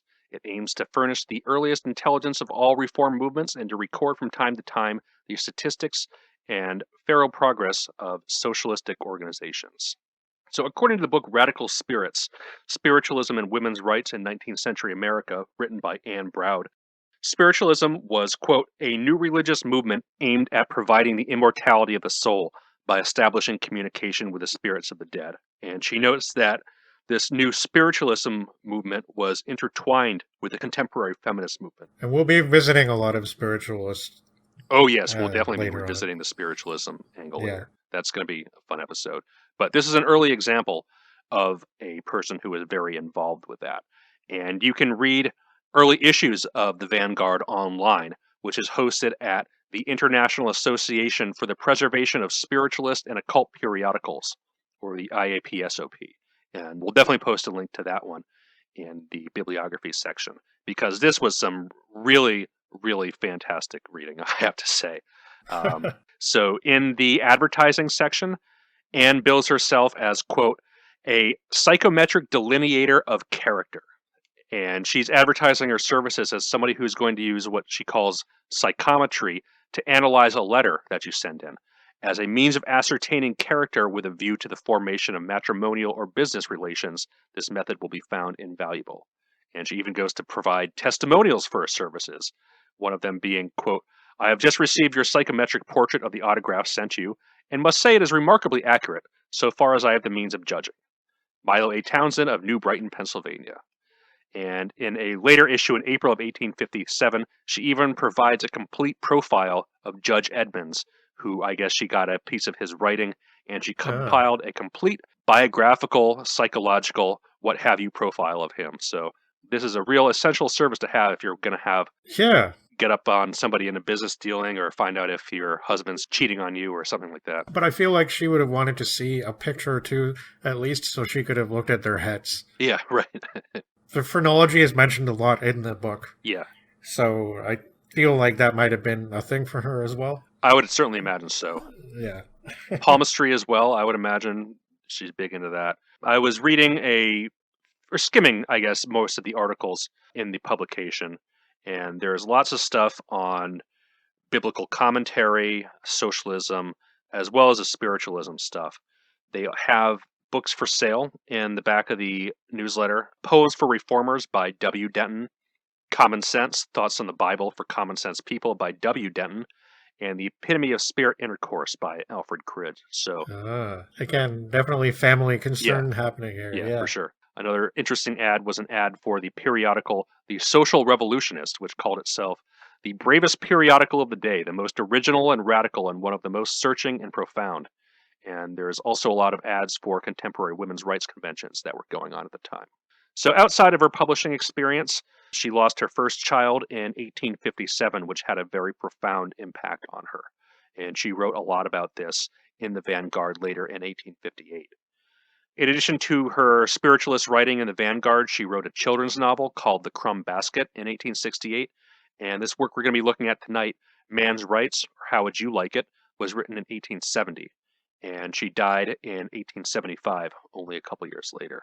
There is a critical edition of this from 2008 by the Dodo Press. Unfortunately, I didn't get a chance to look at it, and it doesn't look like the intro is available online, but it's out there if you would like to read it. Aside from that, the work is freely available on the UPenn site, and I believe it's also on Gutenberg, but it might just be on UPenn. So this work is structured in the form of 9 dreams. 5 of them were part of the original publication, and the last 4 were tacked on a later republication in the newspaper. Getting started, the first dream, she finds herself on a hill overlooking a large city. And she notices that the duties and the roles of men are reversed, whereas men are the ones doing the household chores, and women are the ones that are the dominant sex in society. She visits a lot of houses, and she overhears and oversees men complaining about mistreatment, and the men are now talking about unionizing and forming a collective. In the society, automated looms and complex machinery are used to process food, as well as machines to serve food and iron clothing, and the men have been now emancipated and are themselves returning to good health. The narrator awakes, and we find out the narrator is none other than Annie Denton Cridge herself, and her husband is complaining to her that he's going to be late for work, and she muses to herself, when will women be rid of the kitchen and cook stove, and the possibilities of the age actualized for women, which I have dreamed for man. Going to dream number 2, she finds herself in the same place and notices that men's fashion is very elaborate. Many of them are engaged in embroidery, they read fashion magazines, but sees a little child who wants to start a business. He's told his place in life is to get married, find a good position that way. Only women are allowed to be lawmakers, judges, or executive officers. They're only allowed to attend school or teach, and the women dress in a very plain fashion. She finds that the men go to church quite frequently, and she thinks it's to find solace and peace and all of that, but then she realizes it's only to show off their fashions to the other men at church. And Yeah. she sees that men are still a second class of citizens, even though rough manual labor has been abolished. And she notices that a man is studying physiology, and then sees a poster advertising a man's rights convention. So going to dream 3 now, she meets up with the same physiology student, and she inquires about this man's rights thing. And he doesn't want to go to a lecture alone, saying he's afraid to be out too late at night without a woman to protect him. And she sees many men wanting to go, but are forbidden to do so by their wives. Others saying they don't want to go because they have all the rights that they need. Annie Denton Cridge attends the meeting, and at the meeting is Sammy Smiley, who's the president. Smiley. Yeah. All the men have these very diminutive kind of names Yeah. that you normally kind of associate with women. I mean, they're not female names, but they're kind of little affectations added to them to make them seem insignificant, like Sammy and Johnny. Yeah. And they're mocked at this by the women, saying essentially, why don't you have real names, taking yourself seriously? Yeah. But they do this intentionally. Yeah. And Sammy says that the lecture on man's rights, to properly understand this question, it would be very well, before one considers man's rights, to define his wrongs. And he goes to list upon a number of grievances, from being shut out to education, to inappropriate clothing, to lack of socially acceptable exercise, and a very high mortality rate. A woman in the audience responds to kind of heckle him, and she asks if men's magazines prove their inferiority, because I guess they publish nothing but trash mirroring the women's magazines of the day. And Sammy responds he doesn't read them, but reads women's works as if they were meant for men, saying that if men had more opportunities, those kinds of magazines would altogether disappear, to which this receives a great thunderous applause. And Johnny Smith speaks, but he's unmemorable in his speech. A lady wishes to speak, who then mocks them, suggesting that they serve in the Senate, and states that a man's place is in the home, saying that a man's form is like a monkey, and that women are naturally formed with curves of lines of beauty in the same fashion that the heavens revolve around in curves, saying that as women are physically superior to the man, they must also be mentally superior. And Annie is very, very dissatisfied by this women's speech, who goes on to say that women have a phrenologically larger organ of language than a man, which means that women are the natural orator, and that man's natural sphere is in the domestic world. And Annie kind of wishes her world and the dream world can make an equal trade with one another. Dream number 4, Annie tells us that her dreams are not caused by eating late at night, which I thought was a pretty funny aside. Yeah. But she finds herself in a vacant hall of a man's rights convention, and 20 years have passed. And Johnny Smith tells her that they're now going to make man's rights fashionable, and that the fashion of the day is even more flamboyant and elaborate. And she sees a boy studying engineering, but he denigrates fashion. So a speaker at the Man's Rights Convention starts talking about human rights and universal rights, saying that they began 20 years ago by starting a children's rights society to improve education. There's also talk about against making man's rights fashionable, saying that's investing our reform with its weakness and folly. And side-by-side education is key, men and women being educated together, which receives a huge applause from the audience. Going on to Dream 5, the last of the initial publication, she muses on visiting another one of the planets and is now in a public library. So Johnny and Sammy enter with this woman Christiana Thistlethwaite, who has a newspaper saying that the employment of men has proved detrimental to the morals of the sex. Here the Bible is reversed, where it's Adam tempted by the serpent and not Eve. And it's been translated only by women. And Sammy says the Bible was never meant to hold men in the inferior. There's odd bit here where Christiana Thistlethwaite's name changes to Susan mid-sentence. I don't know what the deal with that was. I marked it down as being really? weird. But she asks why men act with frivolous conversation, and Johnny responds saying that because men were confined to the domestic sphere, and what if the situation was reversed? And then Annie immediately jumps in on this and says that where she comes from, it is indeed reversed, and that modern Earth society is the man is in the dominant position, and the woman has been reduced to doing housework and these menial chores. And Thistlethwaite doesn't believe her, and Annie says that she's from the United States of America, but they have no clue where that is. And she tells her to look at a map, but she's confused because everything looks all wrong, because the map isn't of Earth, and she finds out she's in fact on Mars. Yeah, that was somewhat predicated at the beginning of that chapter. Yeah. Like, she had kind of thought, oh, what planet could this possibly be on, I wonder, where this is so. Maybe it's Mars. And then at the end, she finds out she was right. It's Mars. And it's just, it's, I guess, the revelation at the end of the original text. So, right. A bit of a cliffhanger, a nice little note to go out on.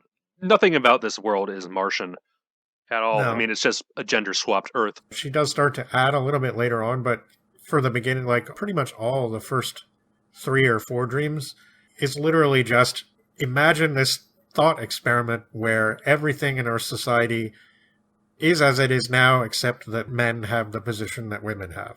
Right. So it's like, it's very, very on the nose. And the thought experiment doesn't really, like, I can see what she's doing, and it's actually quite, it works because it is that basic. It's just like, imagine that the positions were reversed, literally nothing else to it. Right. Like, no, oh, this is how this happened, or the reason that women are now superior to men is this. There's none of that. Yeah. Because I think what she's saying is there's no reason for things being the way they are now. Right, exactly. So then that this is just a turn of fate. And when you say, well, men are clearly superior to women, you're not really basing that on anything concrete. And so you could just as easily snap your fingers and do the other thing, and it would just have as much meaning. She's not really impressed by all the women are superior stuff. She thinks that's nonsense. Yeah. So, but it's just, look, just try this thought experiment on for size and see if it makes you think anything different. Right. And it works. And if she starts adding little details to it, like the children's rights thing, which at first I didn't see where she was going with it. And then it's like, okay, yeah, that makes sense. Because the way you're going to get people to change is by starting them out young and educating them. Yep. Together and teaching them that there is, in fact, no reason why one sex has to be superior to the other. Right. And this is a very early example of that kind of trope of a gender swap, gender reversal norms in society. It's kind of a common trope now in science fiction fantasy, I think. But back in 1870, there wasn't really too much out there like this. And she even gives us the snarky subtitle, "How would you like it?" How would you like it? And that's what it... Yeah, I mean, it is snarky, but it's like, that is all she's really asking you to think in the opening parts. Yeah. Yep. Is just, it's exactly the same, but it's this one little difference. See if these things make any sense to you now. And chances are that many of her men readers would have felt slightly discomfited. Absolutely. Yeah. Even those who are attuned to women's rights in general, which I'm assuming was a large portion of her audience, given how sympathetic Vanguard was to women's rights and was certainly an active participant in it. Yeah. A lot of those essays do deal with women's rights and feminist topics of the 1850s. And they were certainly quite a progressive revolutionary magazine. But we still have the additional dreams, and they're a little different, I thought. Yeah, they are. It takes an interesting turn. So dream number 6, which is the first of the additions, Annie wakes up from a dream she was having, and her husband is annoyed that she's up at midnight doing some writing, which I guess is It's a common theme in their family, probably. Yeah. Although it sounds like he did a lot of writing, too. I think they both did, yeah. But they probably kept each other up all night. Yeah. It's like, oh, God, here we go again. Right, the gas is on. And, what if you fall asleep while you're writing? Like, you know... You can really see these marital quarrels coming out and these little asides in the text. But she eventually gets back to sleep, and she is back on Mars, and she sees some bills for two kinds of protests: the Sheepman Yellow-Green protest and the Delirium protest. So she attends them both. The Sheepman protest is against giving men suffrage, and they maintain that the Bible says that women are superior to men, and that suffrage would be detrimental to marriage.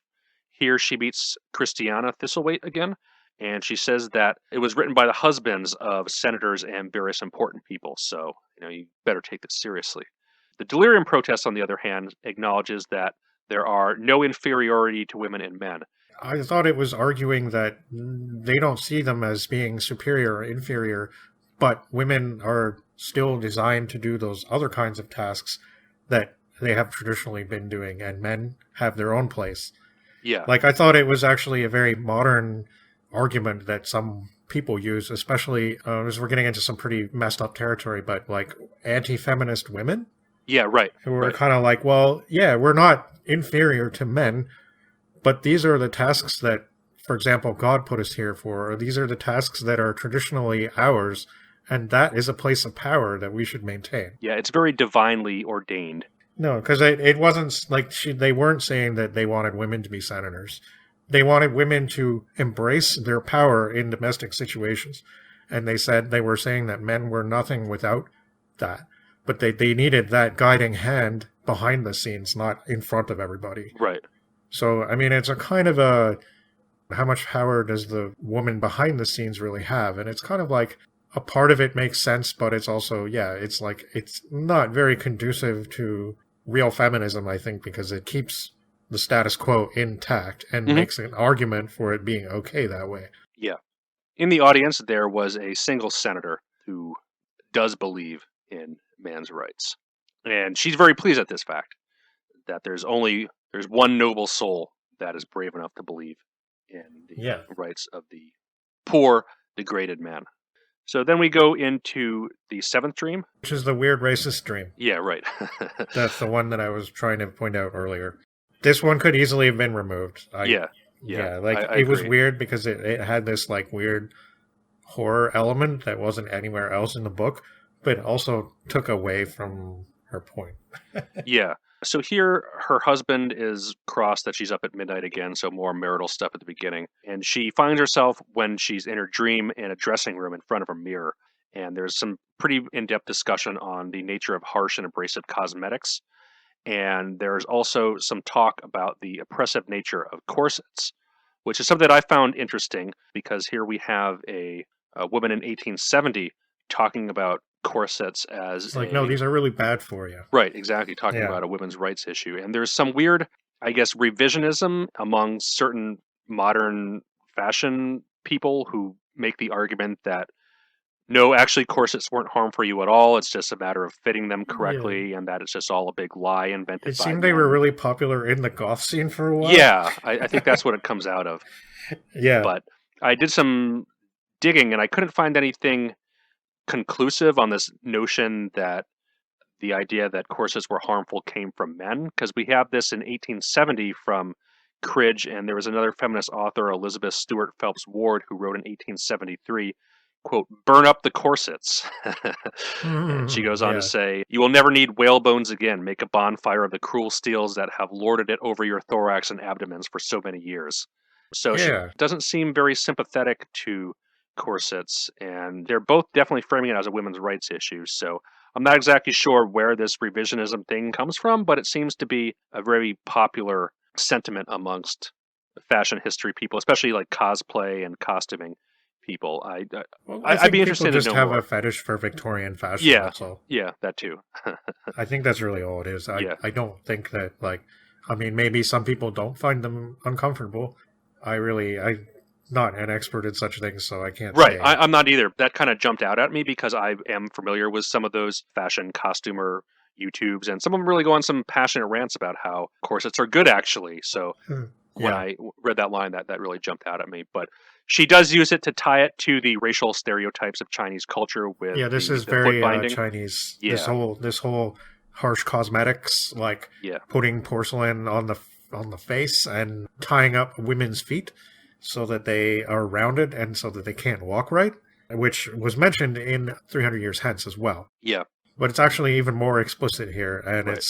she never says the word Asian or Chinese, but all the men in this room are described as very ugly, yellow-skinned, wrinkled people. Yeah, it's pretty clear what she's talking about. Yeah. Yeah, and there's like ceremonial gongs that Right. signify the different treatments. Yeah. You almost picture this like in her head, she had this kind of, I don't know, like a salon, like some kind of weird Asian salon thing going on. Yeah. There was probably opium smoking in the back. Right. Like, it's just, yeah, it was really weird. And it came out of nowhere. And it was just kind of like, oh, okay. I get it. Like, I don't think that was necessarily the origin of all these unfortunate fashion trends, like the corsets and stuff like that. That always seemed like an English invention. Sure. I don't know, or a European invention anyway. Yeah, right. But she's saying that well, I'll let you finish the summary of that. Yeah, I mean, there's not too much in this one dream. After she goes on the Chinese foot binding tangent, she meets up with Thistleweight again, and Thistleweight has now been converted to the cause of man's rights. Right. But then at the end she says, she's like, oh, why are you sad? And then Annie starts going on about what she's seen, and she's like, oh, don't worry, that was just those people. Yeah, right. Like, they're not like us. Yeah. So it was really... okay. Yeah. Yeah. So here we leave Mars for the rest of the story. The last two dreams find Annie not on this weird Martian society, but on Earth. So dream number 8, she is on a sailing vessel coming into New York. Her and her husband had been away at sea for years and are now returning. And they're shocked upon the news at their return because a woman is now president of the United States. And her husband tells her that the world's been turned upside down. One half of the House and the Senate are now women. Her husband salutes her, and they witness a large amount of people being arrested and acting like madmen. And then it jumps forward to them in their hotel, just hanging out, and her husband's reading the newspaper. And her husband starts cracking up, laughing, because the laws have changed. So prostitutes are no longer arrested and criminalized and sent to the asylum. It's the Johns. Yeah. So prostitution is still bad, but it's the men who get the blame. Right. The women are just doing a job, a service. They're trying to make money. The men are taking advantage of them. Right. And it's all these men who are formerly in high society, important people, getting taken away in irons to the asylum, screaming about how unfair it is. And yeah, it's a pretty funny inversion and a pretty radical notion. The way that society still views the issue is that it's dirty women and they get punished by far more severely than the men who partake, whereas the men are the one driving the activity in the first place. If there's no demand, there's no supply. Mm-hmm. Yeah, I thought this dream was pretty effective and funny. Yeah, I mean, there were definitely a couple of really funny parts in this. Yeah. And that was a good one, yeah. Yeah. But our last dream, it takes another weird, strange turn. So again, we're still on Earth. Annie is walking around and she starts talking with a cabbage vendor. And she asked her if she sells her cabbage for as much as a man does. And she says, well, of course. And she asked her if she has women's rights because of this. And the cabbage lady just laughs. So this inspires her to... But she says, yeah, I suppose you're right. It is women's rights. Yeah. So she's awake at this point, not dreaming. Yeah, right. That's right. So this inspires her dream where she's flying through the air from city to city. And she sees women in various banking and commerce positions worried about what may have happened to the poor working women. And she sees advertising for the 50th anniversary of this Women's Agricultural Fair Festival. And she's told that 50 years ago, poor women moved to the city to cultivate land. Yeah, here we get the really socialist part. Yeah, right. So they were able to save money and improve themselves. And this is where I think the future tech speculation comes in as far as labor transformation and how that directly affects society. They invent some kind of future tech machinery that makes the agricultural work so much easier, and the labor is no longer brutally backbreaking. So it does have that aspect of workers' rights. Yeah, but more importantly than the tech, which she doesn't really go into, what they've started is an agricultural co-op. Mm-hmm. Basically, women have collectivized and they have taken control of the entire agricultural sector, which they know is a necessity for everyone. Yeah. And yeah, they've formed co-ops to run everything. It's short, but it's pretty neat description, I guess, of what would have been Annie's socialist ideals at this point. Yeah, very focused on agriculture, which was a big socialism thing early on. It does have the side effect of turning the men into lazy dandies, which I thought was pretty funny. But aside from that, it just kind of ends. It ends with her saying, "May this not dream after all be a prophecy?" Yeah. And in some ways, it kind of is. In Yeah, some ways, she it's ends not. But very hopefully. Yeah. yeah, it's very forward thinking in a lot of ways. Yeah. The writing was not great, No, I have to say. no, But, I mean, she brought her points across pretty well, and there were some humorous elements, even if it was sort of simplistic, especially in the beginning, where it's just basically talking about, oh, we don't want to see feminized men around because yeah, who would look after the children then? right, It's just this funny twist around of the way things are. And you get the women in their like foppery and looking like all fashionable and all done up and stuff like that. It was just kind of amusing to imagine like these dreams being performed as dramas and right. like the men all dressed up really colorfully Yeah, and really like I guess stereotypically effeminate fashion. Yeah. Just to see how that would look on a stage, for example. It's kind of cool. It is interesting that one thing about fashion is that women's fashion in the real world, not Cridge's Martian world, Yeah. it changes quite frequently every 10, 15, 20 years or so, whereas men's fashion has more or less looked the same in the 1870s as it does now, with the drab kind of bland suit cuts. And I mean, I guess hats are now less common than they were back then. Yeah, but not really. Yeah. the basic designs of suits and how they're put together on a man's body is very, very similar to how it was back then, whereas women throughout the whole Victorian era had constantly changing fashions. I mean, something from the early Victorian era would look completely different than something from the late Victorian era. And that's something that's really reflected in the text here, how she notes that the women are dressing in these drab, I guess, suits that were designed more for practicality than Right. expression or spectacle or That's always the thing, right? Like, right. Men's fashion is meant to be practical and women's fashion is meant to be demonstrative. Yeah, right. So like I think she's sort of highlighting the absurdity of that as well. Yeah, absolutely. And it's a very simple and direct satire, but it works.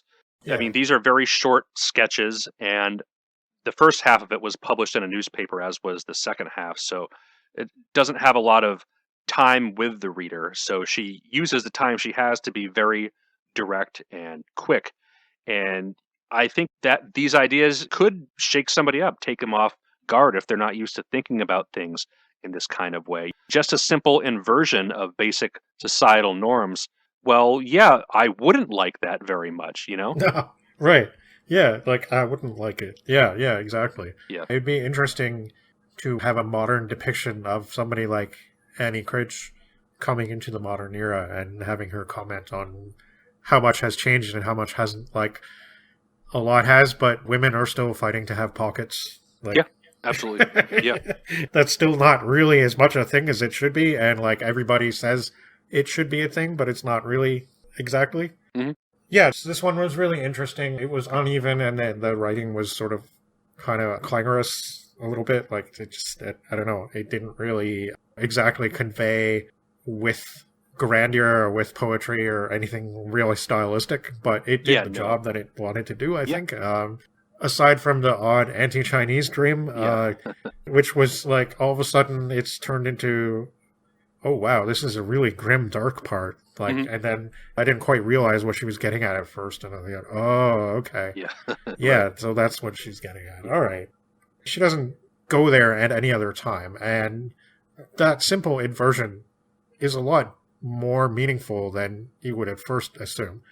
Just because it seems so simple, right? And it seems like, okay, this is a really simple thing to base a story on, but she does gradually add more and more to it as it goes on. Now, I'm not quite sure why she abandons Mars, like, all of a sudden, but yeah.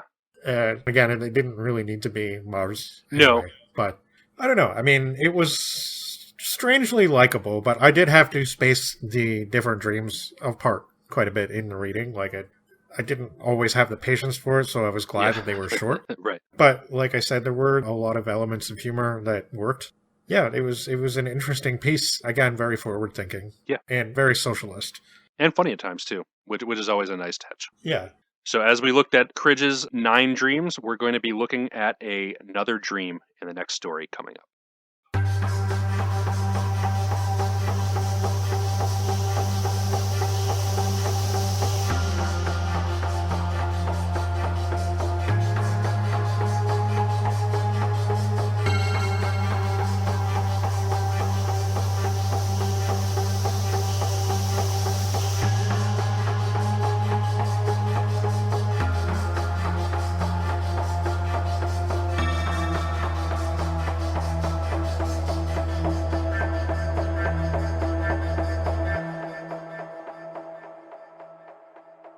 The last 2 authors we covered have been relatively obscure women writing relatively obscure works.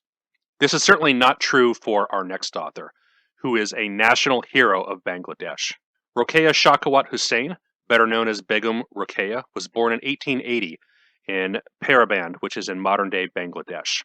Her mother was the first of 4 wives, and her father was well-educated and influential.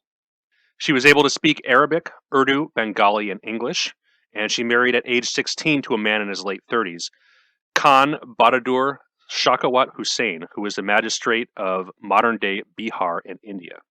Hossain believed in education for women and encouraged Rokeya to read and write. She began writing essays in 1902 on women's issues and established a girls' school. After her husband died in 1909, she relocated to Calcutta and reopened the school which she ran until her death. She founded the Muslim Women's Association in 1916 and presided over Bengal Women's Education Conference in 1926. She died on December 9th, 1932, and in Bangladesh, December 9th is celebrated as a national holiday called Rokeya Day. Hossain wrote a number of nonfiction essays dealing with women's issues and education. Sultana's Dream is one of her few works of fiction. The Big Book of SF does mention a few other fiction works. It is an entry in a relatively small group of Bengali and Indian subcontinent science fiction works. Most of the references to works I can find from other Bengali authors were written in Bengali, and most of them have not been translated into English. This one is somewhat different in the fact that it was originally written in English to begin with, and it was published in 1905 in the Indian Ladies magazine, which was a periodical based in Madras. So the story involves the narrator, Sultana, sitting in her easy chair, thinking lazily of the condition of Indian womanhood, and she dozes off and sees her friend's sister Sarah beneath a moonlit sky. A crowd is bustling with people, and she's relatively shy that there might be men about, and passerbys in a different language says that she looks shy and timid like a man. But she realizes that her companion isn't her friend Sarah at all, and feels awkward as she's not used to walking around unveiled. Her companion tells her she's in Ladyland and to feel no fear.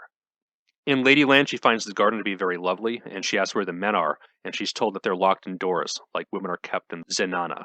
I'm not really sure how to pronounce that term. The Zanat? Yeah. Yeah. Sultana laughs. Her companion is puzzled why they submit, meaning why women submit to men, and when Sultana tells her that men are stronger, this is the response she gets. A lion is stronger than a man, but it does not enable him to dominate the human race. Women still do embroidery, and Sultana is surprised that they can have jobs and still be skilled artisans. Her companion says that in her place, the men don't work full days at all, and they spend a lot of time just kind of screwing around. That women are more efficient, so work is actually less total hours of the day. Yeah, there was a funny part there where she was talking about how much men spend time like just sort of smoking cigars and having lunch, and they always say they've been at work, like working hard 8-hour days. Right. And she's like, no, they're not really working. Yeah. Like, they're just eating lunch and smoking. Cut down the workday to like an hour and a half, 2 hours, and get the same amount done. Yeah. So we get some descriptions of some future technology here. Cooking is done with solar heat. 30 years ago, the Queen of Ladyland founded a school for girls' science education. Men were not admitted to the university. They invented a balloon that draws water directly from the clouds, and this prevents excess flooding during the rainstorms. The women were able to make men submit to them by their superior intelligence. The country that they're in was invaded by a neighboring country. Most of the men were killed off in a war. The queen says that she'll commit suicide if her land and honor are lost, and has the men retreat into the zenanas, and then assembles a huge mirror, I guess, in similarity to Archimedes and Syracuse to attack the enemy with this kind of solar death ray. And she destroys them, scattering their army. And the system is called Mardana, not Zenana, since the system is instituted. I'm assuming this is some play on Bengali or Arabic. I'm not really too familiar with the term, so I'm not entirely sure. But there's no crime or sin in this world. There's also some more discussion of future agricultural technology and water harvesting from the clouds. The religion of the land is based on love and truth, and there's no death penalty, and offenders can be forgiven after sincere repentance. Sultana meets with the queen, and she tells her she won't trade with countries where women are subjugated. They do not war over territory, and they're primarily interested in scientific discovery. Sultana tours various universities, laboratories, observatories, and she gets into an air car and slips, and this fall causes her to wake up in her present time. Yeah, they were just about to go for a really fun air car ride. Yeah. So this was pretty interesting. It has been anthologized a lot of times. This was, I believe it's in the Big Book of Science Fiction. Yes, it's in the Big Book of SF, which I'm not sure we've actually taken anything from it yet, but I might have mentioned it a few times in passing. It's one of the early stories in that huge anthology, right, edited by the Vandermeers. So, yeah. Yeah, so it's another dream formation, but despite the fact that it's really, really short, we get a lot of future tech prediction. With the weather harvesting stuff, I thought was especially interesting because it's a very location-based and obvious need of the people, where India experiences a very lengthy monsoon season where the lands are completely flooded, and depending on where you are, that could cause these massive deadly landslides. But they invent a system where they can prevent not only the flooding, but redirect the water into areas that will actually be useful, and they can do stuff with it. Yeah, I wasn't expecting this to be probably the most tech speculative work of all of them. Really. Yeah, I think it is. Yeah. In the Big Book of Science Fiction, they actually don't really discuss a lot of the real early stuff that we're covering. Like, they actually start with H.G. Wells. Mm-hmm. So, I mean, and a lot of the work that we're doing today is sort of, it would seem sort of borderline in a lot of ways. Like, maybe, I mean, there's always some scientific speculation there. Yeah. Even in, maybe even especially in Cavendish. Right. But it's arguable whether it's people making the argument that it's not science fiction. They're not necessarily 100% off base. And yet, this story is included in this tome of seminal science fiction over the decades. And I can sort of see why. Absolutely. It's very short. Yeah. It was almost too short. Like, I enjoyed it so much that I actually wanted it to be longer. Yeah, I can't really say that about much of what we read this time around. Like, all right, maybe it would have gone in a lot of the same direction as some of the others, and maybe she just knew that was what she wanted, was just a small glimpse of a possibility. Yeah. And then she threw in all this really fun technological speculation, including air cars, and it could have gone on longer. The ending was arbitrary seeming, but yeah. I don't know. I mean, it's... I kind of wonder if she was shooting for a specific word count because it was in a periodical, and you don't really have the same room to expand. But yeah, I thought this was a real treat, and like I said, it has been anthologized a whole bunch of times, unlike a lot of the other works we've covered, which are just kind of standalones on Gutenberg or the UPenn website. But maybe one or two reprintings over the years, but really not many. But this has received quite a bit of critical attention, rightly so, and should be relatively easy to find in physical form as well as online. One aspect of this that I guess we've been trying to get to the bottom of for a lot of the background research into these episodes is the history of Islamic science fiction. So in episode 1, we talked a bit about Arabian Nights and mentioned some other texts from around that time, which have yet to be translated into English. Yeah. And I was looking for a history of, what comes next. And I found a lecture online that is pretty decent at summarizing modern stuff, but it basically jumps to Arabian Nights to this. And then a couple Turkish works from like the 1920s and stuff. But I don't know. I feel like there's a lot of mentions of stuff on the Indian subcontinent, like works written in Hindi, and I think there was some mentions of works written in Tamil as well. It just would really surprise me that there would be nothing in between this and Arabian Nights, like from the Ottoman Empire or from Persia or from other places that had quote unquote civilized empires that existed for centuries that nobody thought to write some kind of speculative fiction. I don't know if that area is obscure for science fiction scholars due to the language barrier or what, but it just seems like that's a glaring hole of study. Yeah, I don't have an explanation for that. It definitely doesn't seem that it's something that's represented at all. Yeah, and we'll be covering some other Bengali works, but the other story that I had in mind was written by Bose, who wasn't a Muslim, he was Hindu. So it wouldn't really fit into that, even though they're speaking the same language. They're kind of different approaches to life and their religions and their world philosophies. But yeah, I mean, the Ottoman Empire was as technologically advanced and philosophically advanced as Europe was for centuries. So I don't know, like, is 17th century, 18th century Turkish really that obscure for people to penetrate the literature? I just don't know why or what kind of works would have been written in there. But it just seems to me like a really big gap between the two. It's certainly an area for future study, or looking at it more, I think would be very beneficial to the world. So basically, any Islamic literature scholars get in contact with us. Yeah. Yeah. Really, yeah, I just, it's a complete dark spot to me. So, I mean, I feel like even some of the European continent is underrepresented, but it's there when you look for it. Right. Whereas this seems like it's a lot harder to find actual citations and examples. Yeah.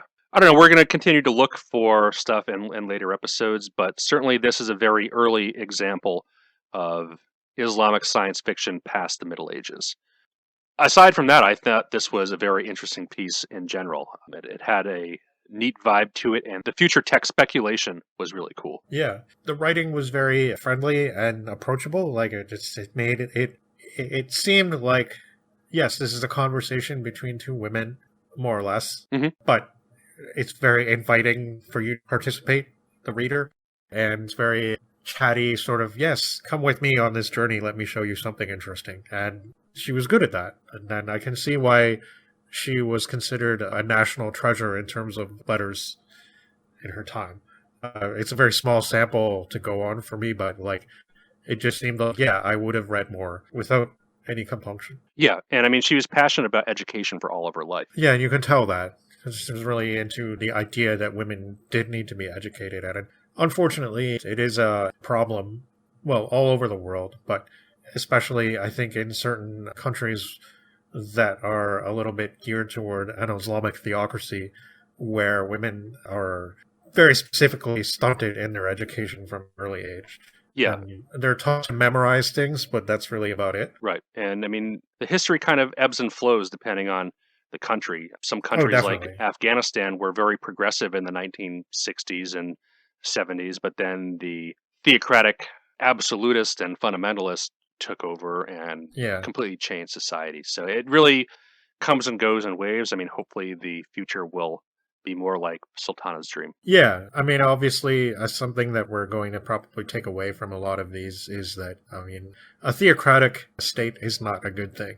So I think that it's possible for someone to be religious but still care about equal rights and things like that. Yeah. And not necessarily interpret religious texts in such a strict fundamental way. Mm-hmm. She was probably one of those people. I would imagine so, yeah. So recommend this. This is a good little story. It's really short. Probably won't take you more than 15, 20 minutes to read. But so, yeah, good stuff. Yep. This is definitely one to check out. While Hossain was a reformer for women and very interested in women's rights and the improvement of such, not all women of the time were of such opinions. And we're going to get to such a woman in the next story. We return to New York City. Yeah.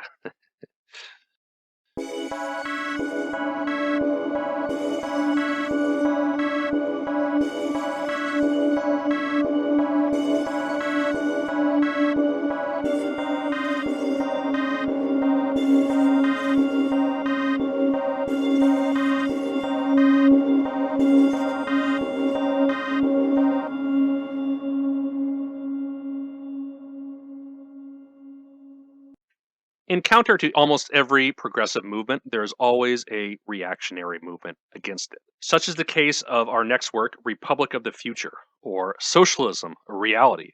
This was written by Anna Bowman Dowd, who was the daughter of Stephen Blake, a wealthy New York merchant. She was born in 1858 in Brooklyn and studied abroad.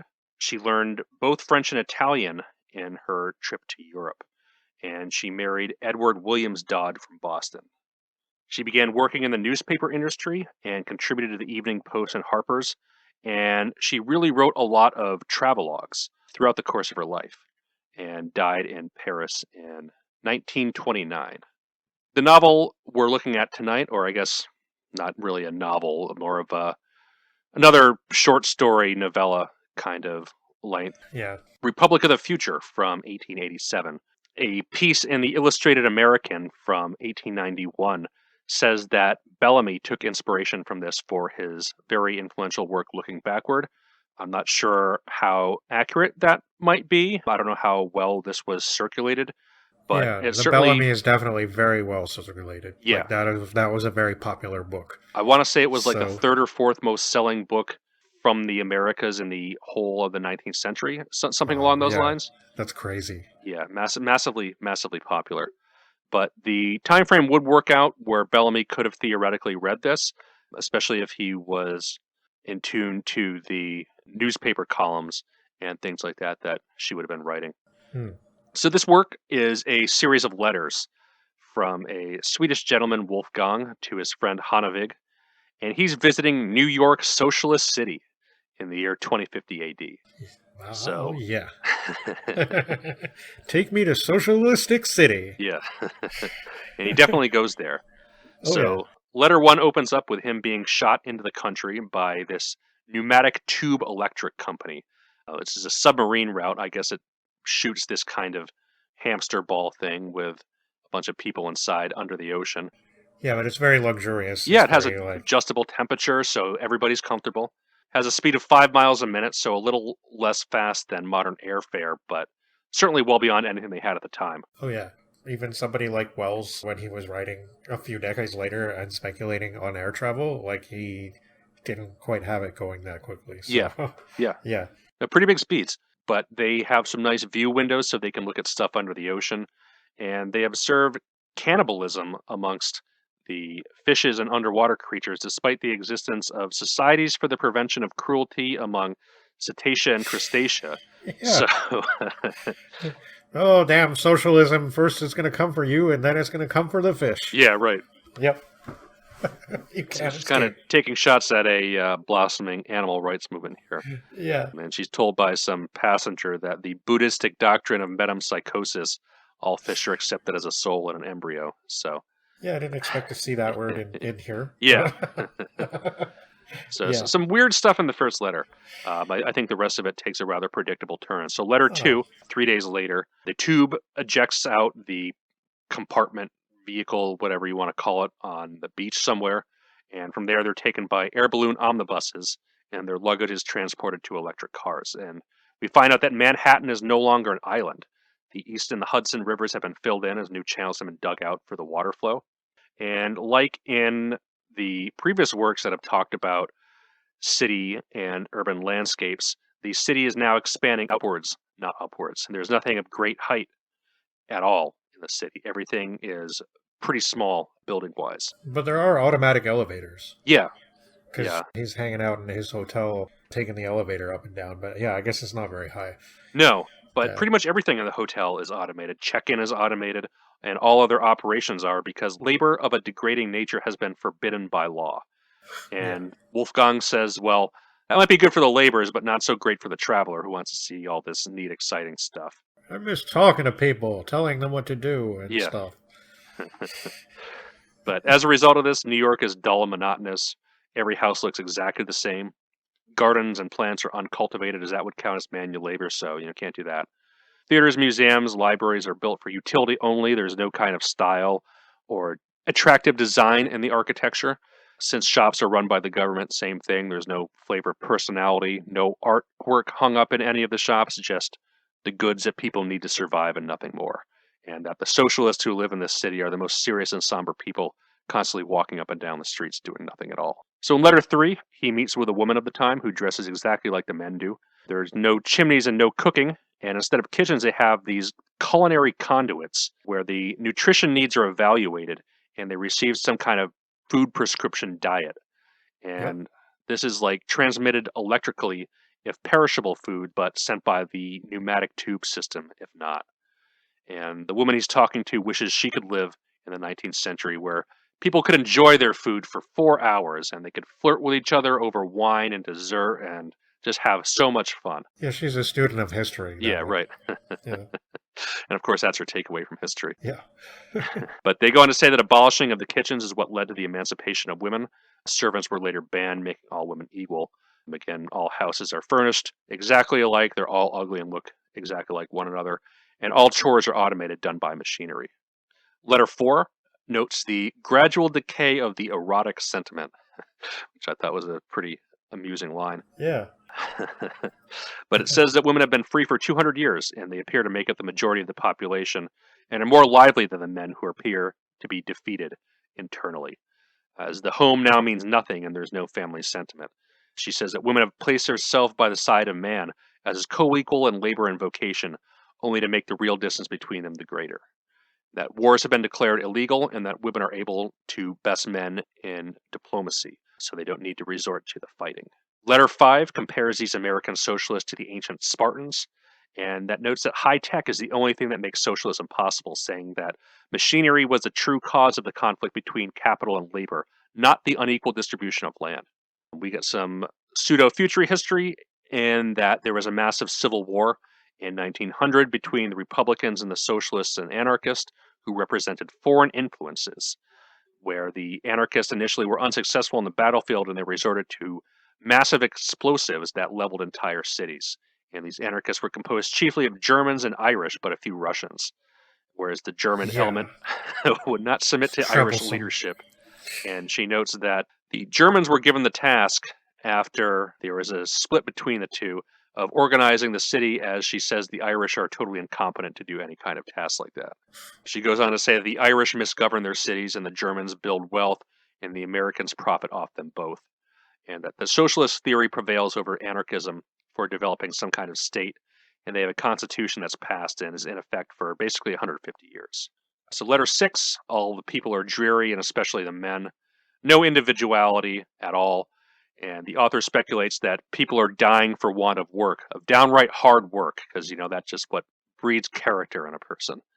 And people are forbidden from working more than 2 hours a day, which, instead of allowing arts to flourish, that a new law was passed forbidding a mental artistic standard unreachable by all, which kills learning and the arts. So only the lowest mental standards are permitted in a legal sense. She says, where there are no rewards, either of fame or personal advancement, the spur to mental or artistic achievement is found wanting. And that many people in turn spend their time at the gym working out. And while they're quite muscular, competition has just been abolished. So it just seems like an endless grind where they're lifting weights and exercising for no reason at all, not personal betterment, just, I guess, something to do. Yeah, nobody's going to be impressed. Yeah, right. Society's greatly been dumbed down, so all is equal, and the author is returning in a couple days to Sweden, and he just can't wait to go back. So letter 7, it's now Christmas Day.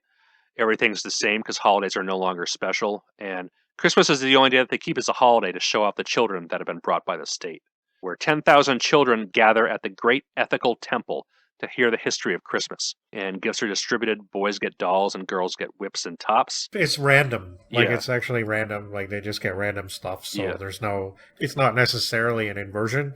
It's more like, okay, like, this is what the committee is handing out right now. And like, I'm just pulling stuff out of a bag. Yeah. There's a literal Santa Claus. Like, Santa Claus is a thing. Yeah. But I guess Jesus isn't. Right. So Santa doesn't, I guess, represent pure capitalism at this stage. Represents, I guess, the socialist state like everything else. Yeah, and the children don't know who their parents are most times because they're taken by the state and brought up by them. They're really most interested in bartering their gifts. The author meets up with the same woman he met with before, and she's more intelligent than the others, and she said it's because she's less good looking. Yeah, she's ugly, so she's allowed to be smart. Right. They go on, there's no churches there. Religion has been found to be immoral and has been replaced instead by these ethical temples where all religions are explained. So they're led to the Temple of the Liberators, which is dedicated to the founder, Henry George, who was the author of Progress and Poverty. Yes, he was a real person. Yeah, right. And this is another book that was extremely, extremely popular in the 19th century. But I wouldn't say it's fallen into obscurity nowadays, but it's certainly far less read. And when one thinks of the founder of socialism, it's more like... It's really funny because, like Marx was a contemporary, and everyone knows who Marx is, but this Henry George seems to have receded from public consciousness. Yeah, she describes Progress and Poverty as the socialistic Bible, which may have been true in the late 1880s, early 1890s, but certainly if you asked your random political commentator, what is a socialistic Bible? I don't think anybody would tell you Henry George. No. But in socialistic New York City, or New York Socialistic City, once a year there's a sacred reading from this book, and the woman asks the narrator what he thinks of New York, and he says that they have robbed leisure of all its sweetness and NUI is the curse of the land. And he's really glad to go back to barbaric Sweden, where the forms of political government are so bad that men wrestle like gods to remedy them, where men themselves are still born so unequal that they have to fight like demons to live at all. We are still chaotic and unformed and unredeemed and unregenerate, but we are tremendously alive. And he asks the woman if she will go with him. She sighs and says they are forbidden to travel, but she wishes she could. Oh, that was sad. I thought he was going to take her with him. Is it going to be like the proud Viking taking this poor American girl and putting her on his hearth and giving her all these furs to wear and stuff? And, right. Yeah. That's heavily ironic because the socialists won in Sweden. Right. Damn it. Yeah. Not in America. It's really funny. Yeah. I guess the so-called welfare state wasn't really established in the 1880s, but not at all. It's a funny twist of circumstances, I guess. Like, she was afraid that America was going to turn like this, I guess. So this is her cautionary tale. And there were a lot of actual utopias, like little socialist towns and stuff like that around the time. And there are a couple studies of these communities that existed. And I think when you have movements like socialism start to get legs, a lot of people get scared of it. And this kind of reactionary thinking and discourse and dialogue really rings true to the modern day, and that the tone and the fears and the, I guess, projection hasn't changed too much. No. Well, it's interesting, though, because I didn't get the impression that a lot of these 19th century utopian communes were, like, really wanting to change the world. They just kind of wanted to do their own thing. Right, exactly, yeah. But, I mean, combine that with the workers' rights movement, which seems to have been something that Dodd acknowledged. You can tell she comes from wealth, because, I don't know, I was like, yeah, her father, okay, he's a merchant, but, like, it feels like he could have been an owner or something, like a company man, maybe, or something like that, because she's like, oh, those Irish and Germans, like, once you you don't put them to work in the mines where they belong, they start doing stupid crap like this. Right. There's a part later on in the book, in Dream 6, where she kind of really hits on a lot of things that contemporary people would say. I think she's not exactly contemporary, but Ayn Rand would certainly have loved this part. Oh, yeah. Where I'm just going to read this part. It's sort of a lengthy paragraph, but it's kind of really, really gets to the heart of, I think, what all this is about and the arguments against socialism that still exist to the present day. So she says, well, our Swedish narrator says, I ask myself again and again, why should this people, of all people, be full of this discontent and unhappiness? Haven't they come to the realization of all their dreams? Have they not attained to the very summit and to the full glory of the possession of their social, civic, and political desires and aspirations? Is there not equality of sex? Has not leisure, instead of labor, become a law? Is not private property abolished? Is not the land the property of the state? The wage system become a thing of the past, and the possession of capital made a crime, punishable by law? Does not the state also exist for the people, educating them, training them for their work in life distributing among them any surplus funds that the public treasury may accumulate, and furnishing for their amusement and leisure a vast system of educational clubs, educational theatres, public games, museums, and shows. If a people are not happy under such conditions, what will ensure content? Yet come with me. Let us walk through the principal thoroughfares, and watch the multitudes of people wandering listlessly up and down the streets. Let us see them as they drift aimlessly into the theatres, museums, clubs. Let us look in on them as they idly finger the new books and newspapers, yawning over them as they read. And you will agree with me that the entire population seems to have but one really serious purpose in life: to murder time, which appears to be slowly killing them. And that's really good. I have to say, as much as I might side more with Cridge on a lot of her standing on things, I think that Dodd really hits the nail on the head with her writing in a lot of ways and makes you wonder about how this kind of system could work. I think there's a lot of false assumptions in there, like, for example, that like a society that's really mechanized wouldn't need an entire class of citizens just to keep that running. Right. Like, I don't think we're at the stage yet in her projected 2050 AD where the machines are really running themselves, and there's no discussion of artificial intelligence, there's no discussion of... None of that's come along yet, although a reone's already been written, so we'll be covering that later on. Somebody was kind of thinking about it a little bit, but yeah, and I mean other things too, like, oh, it's idleness. I mean, she talks about the workday, right? And she says, well, like, we're going to reduce the workday to 2 hours, and like, she's like, yeah, people are becoming indolent now. Like, the real problem with this is it's the slippery slope argument that we still hear today. Absolutely. It's like, well, give people an inch and they want a mile. Right. And it's like this argument that people use to justify not doing things. Right. Like, not moving forward on things, because it's like, it's setting a bad example and people can't look after themselves. And even as a teenager and like somebody in my early 20s, I used this argument for a number of things. Mm-hmm. And the thing is, you can trick people into going against their ideology with this argument. Because, you know, I never thought of myself, for example, as somebody who was against homosexuality. But I would say things like, well, I don't know that gay couples should be able to adopt children, because I don't really know that we're ready for that, because think of the situation the child would be in.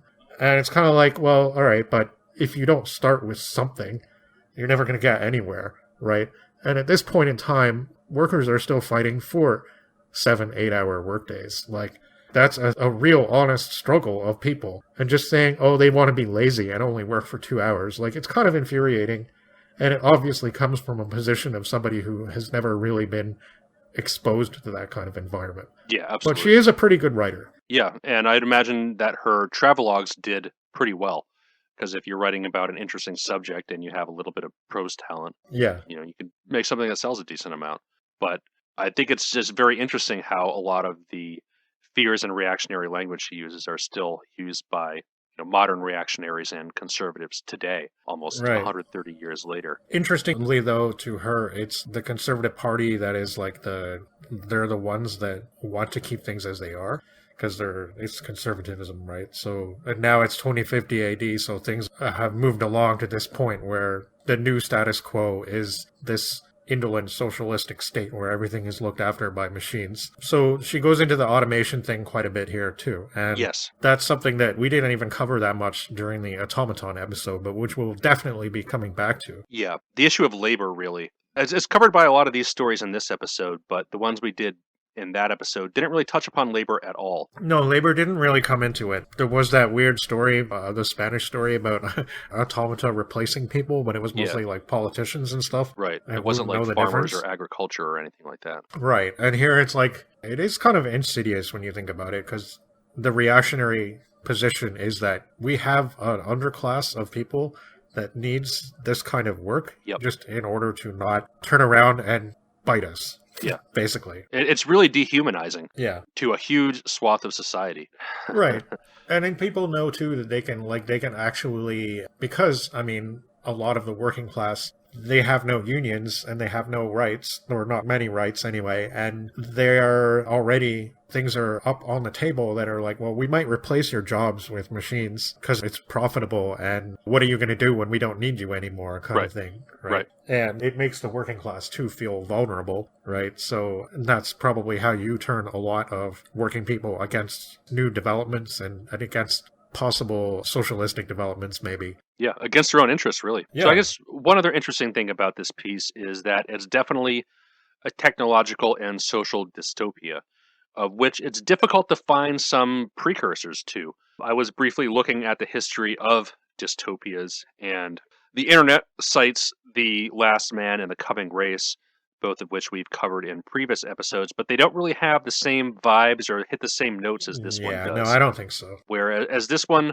it's very short and it's basic on its premise, but you could compare this to more well-known social dystopias. It feels very 20th century, definitely. Yeah. It feels like a precursor to stuff like 1984, I guess. Right.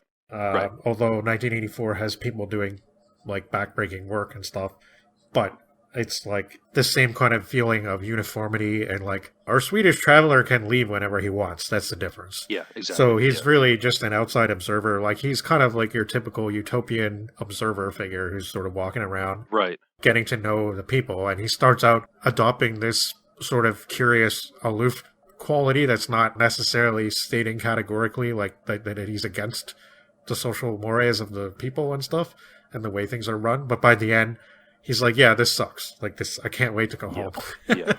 No, there's not really active malice in the society. It's more ennui and boredom, and everything is drab and dull. Whereas, I guess what we'd associate with a lot of modern dystopias is some kind of active negative force that is explicitly trying to subvert and oppress the will of the people through... Or suppress the outstanding individual. Yeah, exactly. Right. Yeah. And that's what this is. I mean, that's what I kind of mentioned Ayn Rand earlier, because like her whole idea is that, yes, most people are sheep who will fall in line with this like uniformity of culture and identity, but you're going to have the odd person, usually a man of great distinction, who's going to rise above all that.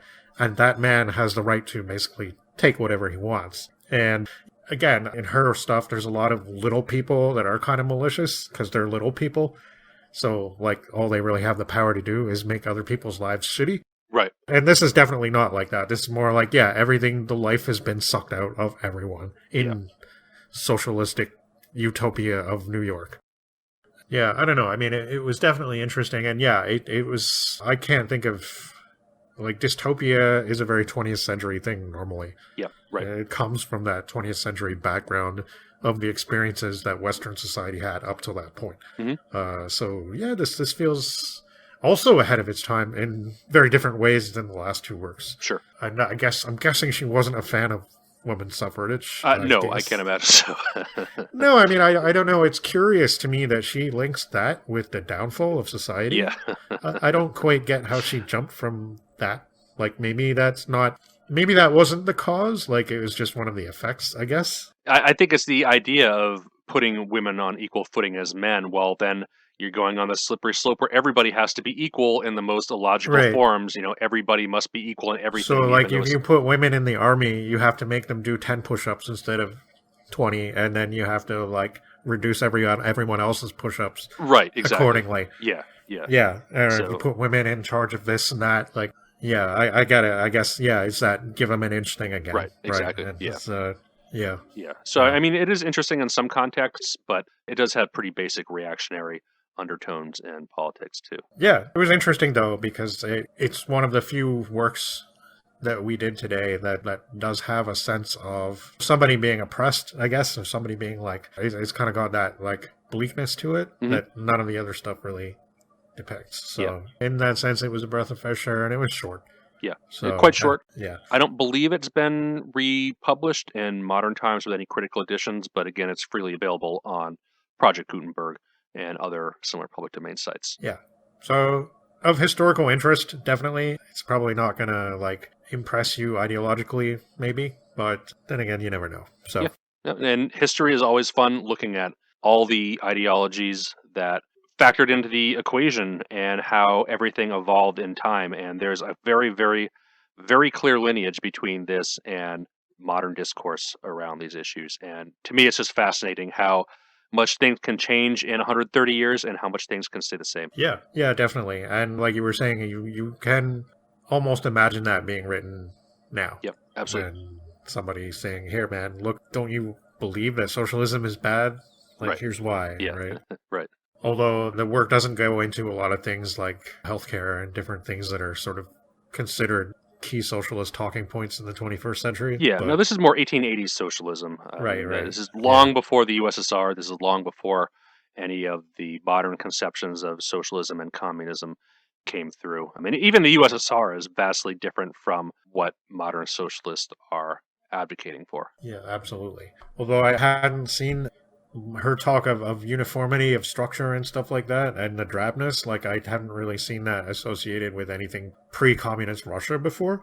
Yeah. So that was new to me. Like that was, oh, somebody thought that in 1880s. So like that's kind of cool, I Well, guess. in the most repressive era of the Soviet Union being the Stalinist period, Stalin was a big fan of these really elaborate neoclassical buildings. The kind of Eastern European drabness that comes in is a lot more during the Khrushchev era, where they're trying to build apartment flats for as Right. cheaply as possible, and they just do cookie cutter across the whole country. Yeah, and they're all the same. Yeah, yeah, Right, and they all look exactly the same, right. which can have its advantages.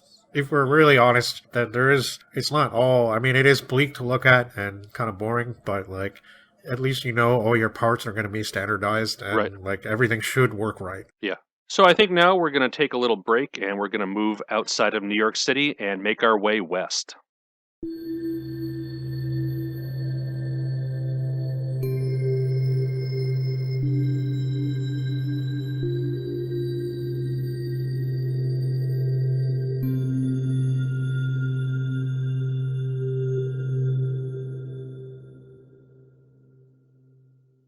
Before we get into our next work, I want to mention 3 honorable mentions we didn't get a chance to cover tonight. We didn't get a chance to cover them for various reasons. One of the biggest is because we've covered a fair amount of works this time and we didn't want to stretch it too far. Yeah, there's a But lot. they're out there for you if you would like to read them. So the first one is Missoura, written between 1880 and 1881 by Mary E. Bradley Lane. And this one is really weird and really, I don't even know the right words to describe it. I guess morally bankrupt in a sense. So it's a feminist utopia in the hollow earth. But the catch is it's a racially pure feminist utopia where they Ah, implement a eugenics program to perpetuate the Aryan race. So I guess you can probably see why we didn't choose to cover that one for this. yeah, and the talk of intersectionality mentioned before is sort of relevant. Right. Like some people are just Yeah. not on the track of getting everybody together working Right. towards. Yeah. That seems like more of a racist tangent than some of the other ones here, but rather than complete underlying ideology. But it's fairly early for American utopias. One of the books written on this era of American literature by Jean Felser, the Utopian Novel in America, 1886 to 1896, notes that during this period, over 100 utopian works came out of the United States alone. So this is a little bit before that, but a lot of the works that we've covered this episode are during this kind of wave of American utopias. Yeah. And in Standish's Hollow Earth book, he does actually summarize Missouri and talk about it a bit, along with some of the other weird Hollow Earth utopias and books from the 19th century. So, Yeah. yeah. So Missouri, and the next honorable mention I'd like to briefly mention, New Amazonia, are around 50,000 words, so they're both about as long as Unveiling a Parallel and Herland. Not terribly long, not terribly short, roughly a short novel, long novella, as a lot of works from then were. But as mentioned, New Amazonia from 1889, written by Elizabeth Burgoyne Corbett, deals with the Irish and Irish emancipation, I believe, and kind of portrays a feminist utopia in that context. I didn't really look too deeply into that one, as that seemed a little bit more, I guess, grounded in reality, but it seems to be almost as popular as Unveiling a Parallel. And I guess the reason why I chose Unveiling a parallel over that one is it seemed to have better reviews on Goodreads and seemed to be at least more science fiction-y from Yeah. the description. It takes place on Mars. Right. Yeah. Which we'll get to in 1 second. But the last honorable mention I'd like to mention before we get into it is Beatrice the 16th from 1909, written by Irene Clyde, who was a transgender woman, and the novel is about transgender issues. And the reason why we didn't cover it tonight is because I couldn't find the text of the novel, but it seems like a really interesting and forward-looking and really ahead of its time text. Some mentions to it indicated that it might be falling into public domain based on British copyright law, as Clyde was a British author. But I don't understand why it's not, because a lot of more well-known British authors from that time period are represented, like, in the public domain. So right. I think it's American public domain versus UK public domain, and this probably had a very low printing run versus somebody like Wells, who was printed everywhere. So copyright law is a very complicated issue, but somebody said that maybe 2024 it would be up in UK public domain. I'm not exactly sure how that system works, but this is definitely one to keep an eye out for if it is resurfaces or comes online at some point, or somebody can track it down from their library during non-COVID times when everybody is operating at normal capacity in a safe fashion. Yeah, I mean, some visits to the library might be in our future just to try and get some of this stuff. Yeah. Like, a lot of stuff is digitized, and I do read pretty much all digitized stuff, but sometimes not everything is on the internet. Right. So, yep, that is a thing. When we have access to better research materials, we're going to try to pull some of that stuff, but I guess in the meantime, we're going to make do with what we can find online. So with that said, let's move on to our next work, which is Unveiling a Parallel. And this one is somewhat unique in that it was written by two authors who bill themselves as two women of the West. The West at this time being Cedar Rapids, Iowa. This book was first published in 1893 and had a second printing in 1894. Like many of the books that we've covered before, after that it fell into obscurity, although it did have a critical republication in 1992 with an intro. And it is a work that deserves some scrutiny, I think. Absolutely. Yeah, it's a very interesting novel. So it was written by two women of the West, and the women are Ella Merchant, who was born in 1857, and she was married in 1877 to Lorenzo Stoddard Merchant. In 1880, they moved to Butte, Montana to start a newspaper, the Daily Intermountain, and they eventually moved back to Iowa, where they purchased an interest in the Cedar Rapids paper, the Daily Republican. Stoddard Merchant died in 1894, and Ella inherited the controlling interest in the paper and was active in its operation and management. And in her retirement from the newspaper industry, she spent a fair amount of time traveling and managing her estate, and died in 1916. The other author, Alice Ilgen Fritz Jones, was born in 1846. She was by far the more obscure of the two, even though she had more of a fiction output. She was born in Ohio. She was the daughter of the mayor of Clarksville, and she had written three other novels, kind of. The first one was High Watermark, which was initially published in 1879, and then later republished as Westbrook in 1880, with a different ending. And then her two later novels were Beatrice of Bayou Teche from 1895 and The Chevalier of Saint-Denis from 1900. At age 38, she was married to a furniture salesman, and she died on vacation in Cuba in 1906. So she sounds kind of like a romantic fiction writer. Yeah, I would time. Probably with other Western themes in her novels. Yeah, I didn't look to see. Chevalier kind of makes me think like swashbuckling European style. Yeah, could also be New Orleans. You never know. Oh, yeah, especially if you're talking about bayous and stuff like that. I don't know how much she traveled down south. Hmm. But these women are pretty obscure. There's not much on their lives. The biographical information I found on Ella Merchant came from a university archives collection on one of her distant relatives that's housed on the University of Northern Iowa special collections. And the other biographical information comes from the 1992 intro of the republication on Alice Jones. Unfortunately, we weren't able to track down that republication, but a YouTube video by Becca C. Smith summarizes the biographical information on Alice Jones. So that was quite helpful on that, because otherwise I had no information to go on for her. So they were pretty obscure people, despite the fact that they were involved in the publication industry in some way or another. Jones coming from the fiction aspect of it, and Merchant coming from the newspaper end of it. And I'm not exactly sure how the two split the writing of this novel. I don't know Yeah. if one wrote one chapter and one wrote another, if they both worked on them together. It's always the question when you come up with a collaboration. Right. Is you wonder how it was done Yeah. because you don't know a lot of the time. Right. So They both lived in Cedar Rapids, Iowa, so they would have been likely communicating and working together in person rather by correspondence. So I'm sure they had plenty of ideas to bounce off one another, but as far as who wrote what, it's pretty unclear, as it seems to have a unifying style throughout the whole thing, even though the final third or so of the book does take a bit of a turn. yeah. So getting into the book itself, the narrator, who is anonymous and unnamed through the whole work. Yeah, that's always a really frustrating thing. Yeah. when you're doing these summaries and you Yeah. have to But he arrives on Mars very suddenly by an aeroplane, and there's not really any account of the journey, but this is still a couple decades before powered flight, and we're certainly going to be dealing with early airplane fiction, which is commonplace today, but back in the time that this was published in 1893, it was certainly very much science fiction. But the narrator arrives in a large, beautiful city and is seen and greeted by the astronomers there, and he meets this person named Severinus, who takes him to tour the city. And while the language barrier is an issue, he can instantly realize that it's a very advanced civilization.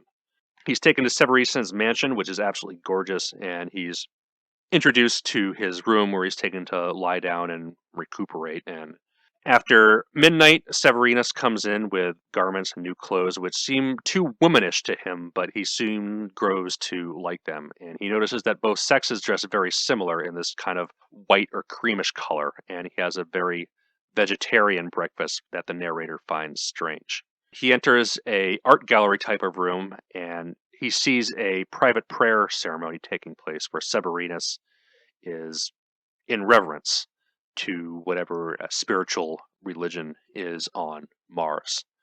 And Severinus begins to teach him the Martian language, which is similar in form and construction to the ancient languages of Southern Europe. And the whole flair of Martian society in this book is very ancient Greco-Roman as far as the names go, the way the... Yeah, it's kind of generic, ancient Greco-Roman, but Yeah. it's there, and all the names have that quality to them. Yeah, absolutely. well. Yeah, so the names of the places, the fashions that are used, the way religion is treated, which we'll see in a minute. But the next day, the narrator meets a woman who is tall and assertive and intelligent. And he finds out she's Elodia, the sister to Severinus. And she's rather unconcerned with the narrator, and she has this real royal, lofty air to her. And at dinner, he notices that they're speaking together not as the man being the dominant sex talking down to the woman, but as absolute equals in their conversation. Elodia is not religious, unlike Severinus, who is very deeply religious. And the narrator wants to impress her, so he makes great pushes with the Palavarian language in 6 weeks, Palavaria being the country on Mars that they are in. He asks Severinus not to let him into society until he can converse at an adequate level in the Palavarian tongue, and when he's ready to speak at dinner, Elodia asks him about the Earth, and the narrator finds himself in real awe and reverence of her as she were a goddess. There's a great deal of social activity in Thurcia, the city that they're in. They go to the opera quite frequently, and the narrator finds himself surprised that Elodia works as a banker, and Severinus tells him that their father was a rich banker and she took over the business after he passed, investing their capital and making a lot of money on it. And the narrator tells him that this kind of involvement in business for women is not common on the Earth, and says that women are different there. And the narrator says that he feels himself very driven towards the woman question, which is written in text in capital letters for the first time in his life. So this new society where women are treated as equals makes him rethink a little bit. We'll see not that much about his perceptions on how gender factors into the world. And he tells Severinus that women on Earth in cities often work for very low wages, which he's completely horrified by. They both shift to talking about government. Both societies are republics, But on Mars, there's universal suffrage, and Severinus says, well, how can you call yourself a republic, but you won't let women vote in the United States? And he thinks this is just totally ridiculous. Women likewise hold office on Mars quite commonly, and the narrator says that on Earth, women are looked upon as angels, which really takes Severinus back as well, as they're not almost treated as human, but these kind of divine creatures that should be not looked as an equal, but something to be admired and almost worshipped. Yeah. But the narrator says that women are starting to wake up in regards to the women's rights movements at the time.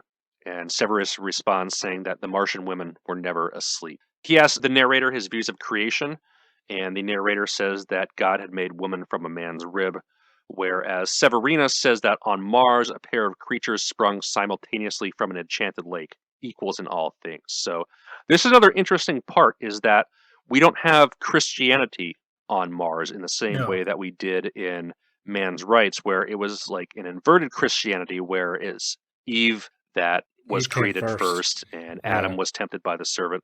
Here we have a construction that does not revolve around Christ at all. It's something else entirely. And even though it does share principles with some of the theological basics of Christianity, it is distinctly not Christianity. No, it does. It does seem kind of pagan, like, again, Yeah. slightly Greco-Roman, Mhm. even though I can't think of any direct parallels, but Yeah. it has that kind of feel to it, though. Yeah.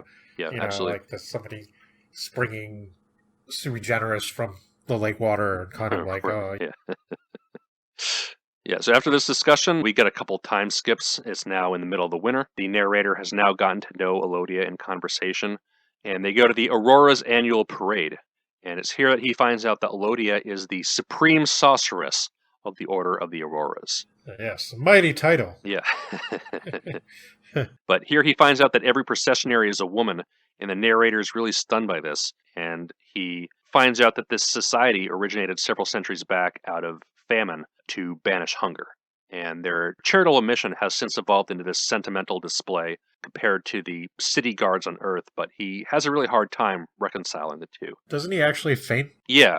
He Yeah. faints during the parade. It's Yeah. too much Right. for him. He swoons. Yeah. Yeah. So when he enters their temple, it's very large, luxurious, and ornate, and he's introduced to Clarice, who is waiting for the processioners to return. They're taken to the third floor, which has several coffins, skeletons, and weapons used for the initiation rites by the society, and he learns that the secrets are kept by the women initiatives, the functions of the temple, and that at the banquets, the women can freely drink champagne.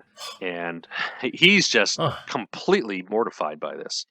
And Severinus just doesn't get the big deal. You know, how can you have Earth society divided into two halves of women who can not drink and then the men who can drink? It just seems totally ridiculous and alien to him. But our narrator really does not like the women drinking here. no, because he has this whole idea that women are lofty angels to be worshipped and admired. Yeah. And they are not subject to such vices that men partake in. Right. And it's just a total turnoff for him. But he sees all the banqueters coming in, and Severinus really wants to get out of there for fear of being seen in a socially inappropriate situation. So they escape to the observatory and make their way back to their house. But Elodia doesn't join them the next day for breakfast, as she got really drunk the last night and is pretty hungover in the morning. Yeah, she's hung over. Yeah. Scandalous. Yeah. And this just totally shocks the narrator still. He's just amazed that women drink. And Severinus is starting to get pissed off at this because, you know, he's what's wrong with this guy? You know, why is he looking down on our women so much? But he's looking at Elodia with real contempt, and he wishes he could be back on Earth with his own properly behaved women who act according to temperance. But all this contempt vanishes when Elodia finally decides to come out, and Severinus asks her to sing, and her voice has a narrator just completely spellbound. So a little later, people from the mountainous region of Koskia come to visit. Two people, Claudia and Calypso, who are curious about the narrator.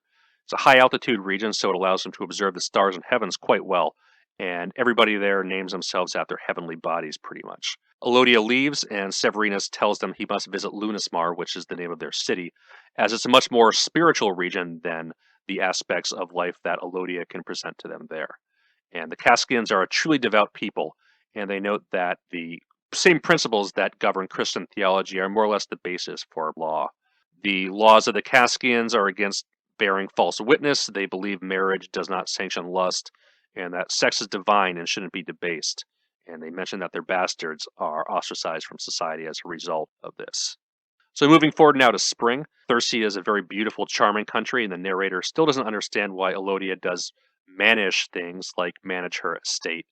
He really has a hard Yeah. time with accepting the way Martian society functions. But he takes a train to Frambesco, which is a city 200 miles away. Severinus tells the narrator that Alodia likes going to the club, which is composed entirely of women, which has a gym and a wine cellar, to which the narrator is again horrified they're allowed to drink without supervision, which just blows his mind.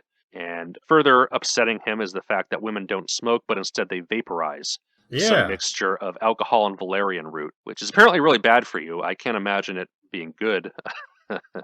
Yeah. But Well, he's right about the smell of the valerian, but it is supposed to yeah, be good for you. But I don't know about vapor, like mixing with alcohol. Like, yeah, it seems like it burned your lungs. yeah, I don't know. It's supposed to help you like sleep and relax, but I can't really say that I necessarily noticed any effects from taking it. Yeah, So, aren't you supposed to eat it though? well, it's available in pill like capsule form Yeah, that's nowadays. what I You can thought. just Yeah, buy it over the counter. yeah, It smells like cat pee. yeah, Like that. So yeah, and cats apparently like they actually are drawn to the scent because it's kind of like weird and interesting, and I guess yeah, maybe it is slightly reminiscent of the feline pheromones or yeah. whatever. But Right.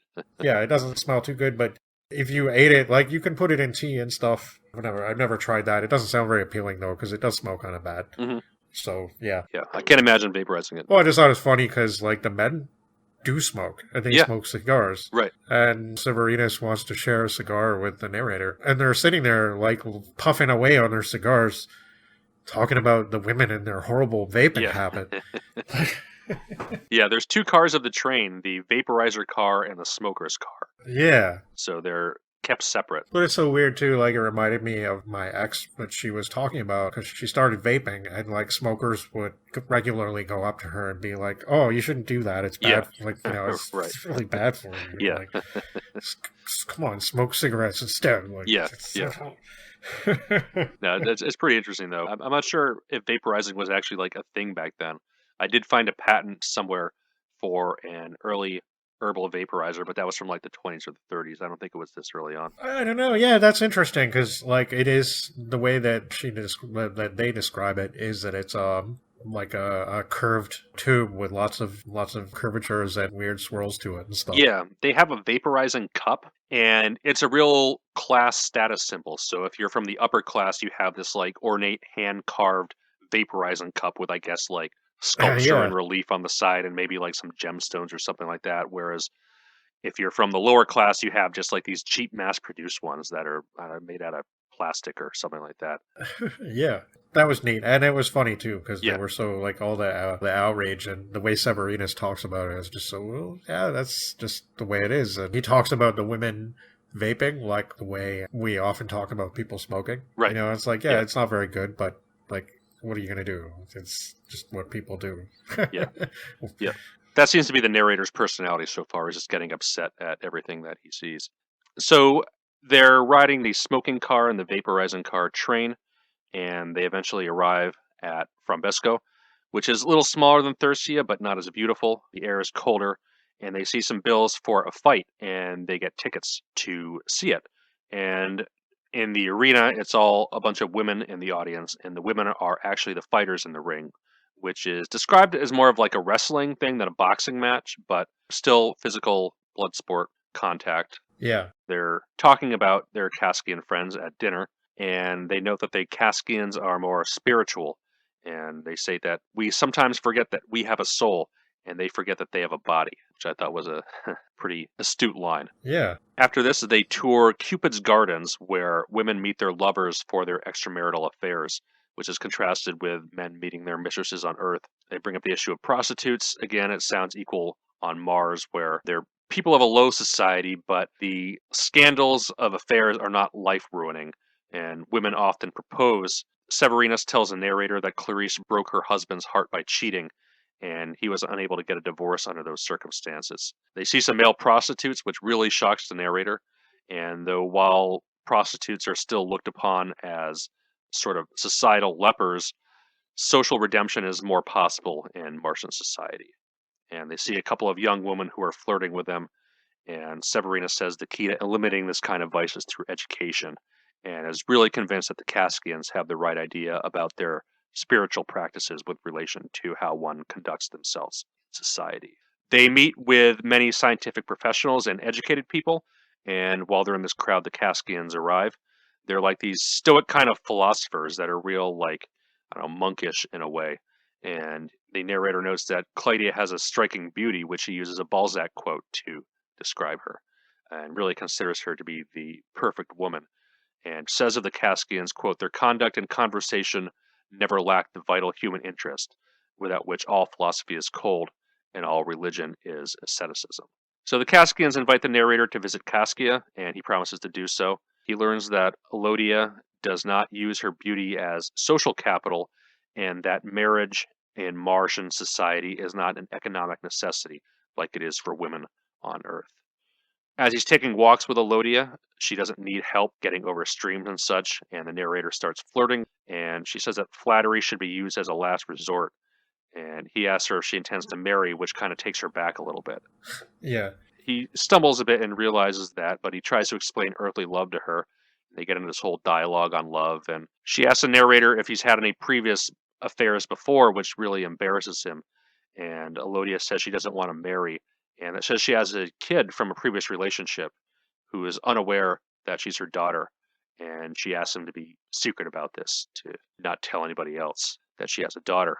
She said she believes that social order is keeping up appearances, especially with relation to the cult that she's leading, and speculates a bit on how the social status of women originated on Earth.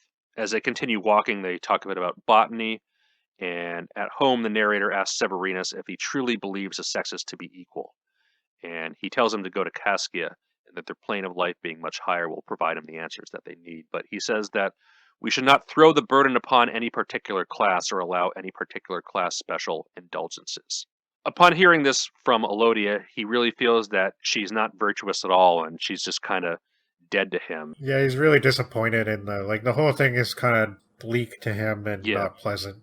Like that last conversation they had. To her, it's just pretty normal. I mean, maybe having the abandoned daughter is not quite normal, but like to her, it's not the kind of conversation that it is to him. Like it's very emotionally dispiriting to him. Yeah. So he doesn't think about her anymore. Yeah, and he's Since really upset, and he's eager now to leave to go to Kaskia even more. So around this time, Clarice dies suddenly, and she was a prominent figure in society, so she's eulogized by all the local papers, and Alodia leads her funeral procession. At this time, the narrator considers taking his airplane with him to travel to Kaskia to leave directly, but Severinus talks him out of this as he wants him to return back to Palavernia afterwards, just so he can visit him before he goes back to Earth. So he does this. The voyage up to Kaskia is pretty quick, and he's greeted by Clydia and Calypso and their children. The country is in a spring-like state as opposed to the Palavernia temperature, which is like more summer-ish now. I guess it's due to the being more southern on the planet. But it's a very clean city, and it's spread out due to electrification. Lunismar has no poverty. They tried several times to make their society equal, I guess in a similar fashion to Republic of the Future, but it never really took hold, as individual traits don't make people totally equal in all things. However, like Republic of the Future, machinery replaces most physical labor, especially in the mines. And again, contrasting with that, this gives them more time to dedicate to leisure, which they take full advantage of, and as such, arts and culture greatly flourish. They mark that in Palaveria, the machines exist just to increase the wealth of the rich, but this Kaskian family has a huge telescope, so they have the ability to observe the stars. The Kaskians aren't really given to emotional excitement or have much imagination, but they're always operating in this kind of elevated mental state, and everybody there works to their own ability, and work to them as a joy, not a chore for wages. They reintroduced this one brief character, Ariadne, who is an heiress who teaches at a city school, and a teacher is the most honorable profession in Kaskia, and the narrator is quite taken with her, and he meets with the master of Kaskia and tells him about America, and he learns that there's no speculative enterprise in Kaskia, and they consider themselves still seeking some kind of perfection. And the master's impressed at how quickly this American has come along, and he's this great genius that's a lifetime teacher. And Ariadne is really surprised that teaching is such a low profession on Earth. In Kaskia, punishment is not used as a punitive measure, but rather preventative. At this time, they start to break up for dinner, and there's a big storm system coming in, and they're observing how majestic it is, and it feels like an opera to the narrator. He hears Ariadne sing, and she's an excellent singer, and observes the master going to the hills, and he's invited to observe the master teaching. He learns that there's no original sin on Mars, and thus there's no need for salvation. They believe in the rise of man, not the fall of man, and that man did not begin life in perfection on Mars, but rather has to cultivate it and attain it. And he tells the master about Christ, and learns that on Mars, worship is not a ceremony, but a contemplation of the infinite wisdom. And it ends up with the narrator contemplating on how he's going to miss Ariadne, and they look into each other's eyes, and he says that, I saw a new heaven and a new earth. Yeah. Well. And then presumably the narrator goes back to Earth, visiting Severinus and Alodia first, but the novel just kind of ends there. Just ends, yeah. Yeah, quite an interesting, strange book. Yeah, I thought so. Yeah, I don't even know where to begin sometimes with this one. Like, it's it's very, like, abrupt in everything that happens, and it's very, in terms of the way that the dialogues are presented and everything, it's kind of like, I don't know what the right adjective would be, but it feels quite contemporary. It feels like really, okay, this should be obvious now, right? Like, it should be obvious that this is the way things have to be. Right. And, like, why are you complaining? Why, like, can't you see the hypocrisy in complaining when you don't hesitate to perform these activities? And his only excuse is, well, we're different. Like, women are lofty, delicate, angelic creatures, and, right. and that's what we want to preserve. So, of course, they don't drink and party and gamble and screw whoever they want. And, you know, that's not done. And I liked the way, especially the conversations with Severinus, who seems kind of like a maybe a slightly more old-fashioned person than everybody else on the planet, like, that we meet. Like, not totally so, but perhaps he can identify slightly more with the narrator than some of the others can. Right. He's very serious and mature, but at the same time, I think he gets frustrated with the narrator quite a bit. Because he's like, come on, he's still get with like, the program okay, here. you know, what's the big deal? Come on. Yeah, right, exactly. Yeah. He's the kind of person that would be a friend to this. Like, he's probably the ideal guide for him in this world. Yeah. And because I think that he can relate in a little way. Like, he's more religious in a ceremonial way, perhaps, than like the Kaskians are. And he kind of looks up to them as being the exemplars of the spiritual purity that he can't really hope to get to. Right. And they don't really go into Elodia's cult too much, but it seems to get the sense that Severinus thinks it's kind of all for show, and that there's really nothing of substance to it. Whereas the deeper spiritual reflections he undertakes on Elodia just has no interest in whatsoever. No. And she's very much like a person of the world. And right. The authors don't really seem to be condemning that. No. But it's definitely not something that the narrator can relate to in terms of women, and has ideas about how they should be. And he never really changes his attitude. No, he doesn't. Throughout the book. Yeah. Like, he kind of starts to maybe see, like, okay, things could be different. Like, I see how they could be different.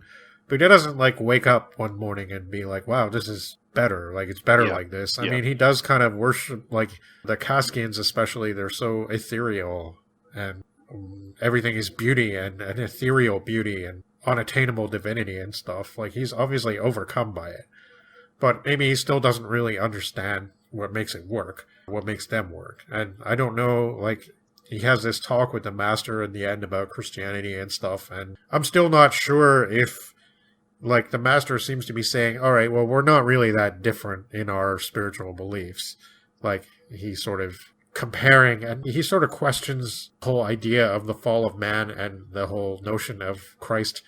But at the same time, he's like, but that is a beautiful thing that he gave up all this for you. And that is like, he exalts it. And so they have a connection, but I'm still not sure that the narrator really understands what makes this society work, and why this rise of man thing is so important, and cultivating perfection rather than, like, well, you started out that way and then you went away from it because you were sinful, and now you're forever having to repent and stuff like that. That doesn't seem to be something that this society believes in at all. Right. And the last third of it in the Kaskian society seems to be way more of a pointed critique of religion than anything else in the previous part of the novel. Obviously, I wouldn't say rejecting, but, well, maybe that is the right word, rejecting the idea of a hell, of a fire and brimstone. You're going to be eternally tortured if you don't get saved, but rather religion and God and spirituality should be some kind of self-improvement, of working towards an ideal rather than to trying to save yourself from eternal damnation. Yeah, there's definitely none of that in this world. Yeah. So, I don't know, it's interesting. We're slightly getting more and more away from religion as we go on, kind of, as a driving force. And I mean, obviously, religion's not going anywhere. I mean, it survives into the 20th century and into the 21st, but it does seem to be like, I mean, a lot of the early utopias were religious utopias. Oh, absolutely. Yeah. And now we're sort of moving towards more social utopias and society being organized along other lines. And spirituality still maybe being important, but being expressed in very different ways. There were a lot of cool descriptions of music and of things like the storm that happened towards the end. Like, it was very frightful to him, but everybody was having a good time with it. Like, you know, they were all watching, and like it was very loud and thunderous. And yeah, there's a lot of good kind of descriptions of natural phenomena and music and exaltation of the arts and stuff, and weird ceremony and all that. And it seemed that they had a good time writing a lot of that stuff. Yeah, and it really, again, makes me wonder what the breakdown was, like who wrote what. And I guess that might be more apparent looking at Alice Jones's other novels. I don't know how much insight you'd be able to glean from Ella Merchant's newspaper stuff, but yeah, I wonder how they met and how they came together to talk about this kind of stuff, and how they related this to a society that they might possibly want to live in or something. Yeah. I mean, I'm sure they were on the same page with religion and issues of women's rights, obviously. I mean, the narrator seems like a very stubborn character that I'm sure they'd encountered quite a few of in their personal lives. But yeah, there's not too much information on them as a writing duo, how they came together and work with one another, which is too bad. Even that 92 reprinting seems to be fairly obscure and not that well I imagine that video didn't really offer too many insights about them. No, but I mean, the video said that even the introduction couldn't dig up too much on them. So I guess there's just not much out there, which is a shame, because I thought this one really offered some interesting stuff. And it, unlike a lot of the others we've read, it actually does have kind of a plot more than just, touring the... Yeah, and there's a certain lively, like, some of the things we're coming to, well, the book that we're coming to and some of the things we've covered so far, there is a lot of, I mean, there's a bit of that in here too, but there's a lot of, like, sort of loftiness, like a lot of, kind of, this society is, like, much better than ours, and it's pure, and people don't drink, and they don't smoke, and they don't eat meat, but the people on this planet, they do have vices, and they do have things that they engage in that are just like the modern vices, but the difference is that they're not necessarily thought of in the same way, and they're not always as frowned upon. It's just something people do, and if one group of people should do it, then the other should as well, I guess, right? And then, like, women should be able to drink and have fun like everybody else. I found that it was a somewhat unique perspective from these works. It was a lot more like, I don't think those two were fans of the temperance movement. I just didn't get that impression. Even though in the end, the Kaskians are the lofty ones, and they do seem to have a more pure, sort of idyllic, almost angelic way of being. It's still like the general Martian society is not treated with scorn or derision or anything like that. No. And I think they probably enjoyed drinking champagne until the wee hours of the night and being hungover the next day and doing it all without supervision. Yeah. Who needs supervision? Yeah. When we have our friends and stuff like that. Right? Yeah. So, yeah. So interesting seeing it from a different angle, because, I did feel like there was a strong current of temperance in a lot of these works. Yeah, absolutely. That, like, basically suppressing people's vices. Right. It wasn't necessarily out of puritanical, like, severity, but it was more like this is the cause of a lot of our problems. Yeah. If we just make people behave better, then a lot of that will go away. But this had a lot more life to it, I guess, in that sense where people were enjoying themselves a lot. And I thought that was cool. Yeah, absolutely. And the writing was pretty good. Yeah. It was pretty good. There was a romance angle that was sort of snuffed out. Like it didn't go anywhere. So it had this sort of sad coda to it. Yeah. It's a bummer that the narrator feels so let down. Like, Yeah. It's just like, it kind of, I mean, to me, that conversation would be like, oh, well, that's too bad. Like, it wouldn't make me feel like somebody was tainted, but he's just so affected negatively by it, and you just kind of feel bad for him. It's like, oh, you're really bummed out by this. Like, it's unfortunate. Like, you probably he doesn't even want to talk to her after that. Right. And I'm sure that offended her. And they didn't really go into her reaction of it, but I'm sure if she found out the reasons why he was so upset, she would be not very happy. No, she'd be pretty put off. Yeah. Pretty offended. Yeah. And it is unfortunate because all his early idealizing of her and stuff was when he didn't really know her. Right. So, he's really still viewing her as a sort of object. Right. And in a sense, that's kind of what he does with Ariadne, too. I mean, he gets to know her on a superficial level. He hears her sing, and they have dinner together and stuff, but... Yeah, I mean, they seem to have good conversations, but I think there is also, like, a certain... Perhaps, and it's not very sexual, but this whole sort of like, oh, she's a teacher... She has this attitude, it's almost like a maternal thing. Right.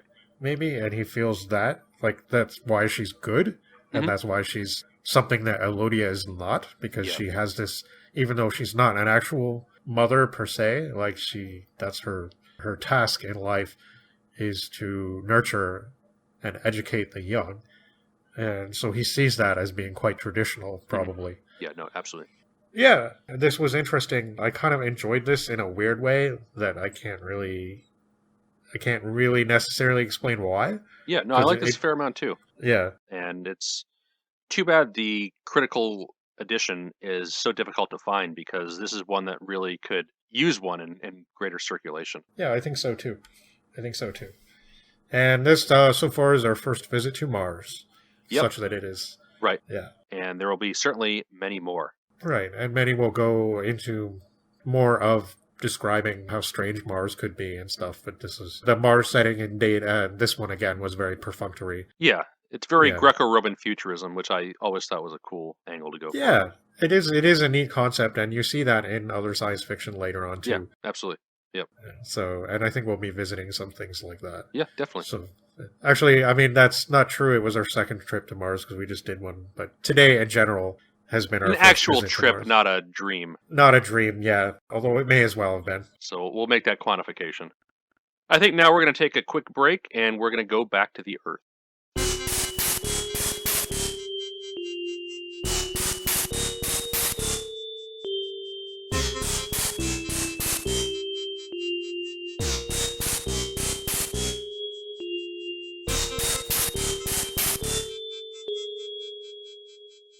Our last author for the evening has some similarities with our first author of the evening in that they are both very critically analyzed and have a lot of studies and papers and analysis of their work. Charlotte Perkins Gilman was born on July 3rd of 1860, and she attended 4 different schools as a youth, finishing up at age 15. Her family life was rather difficult in that her mother was manipulative and emotionally abusive.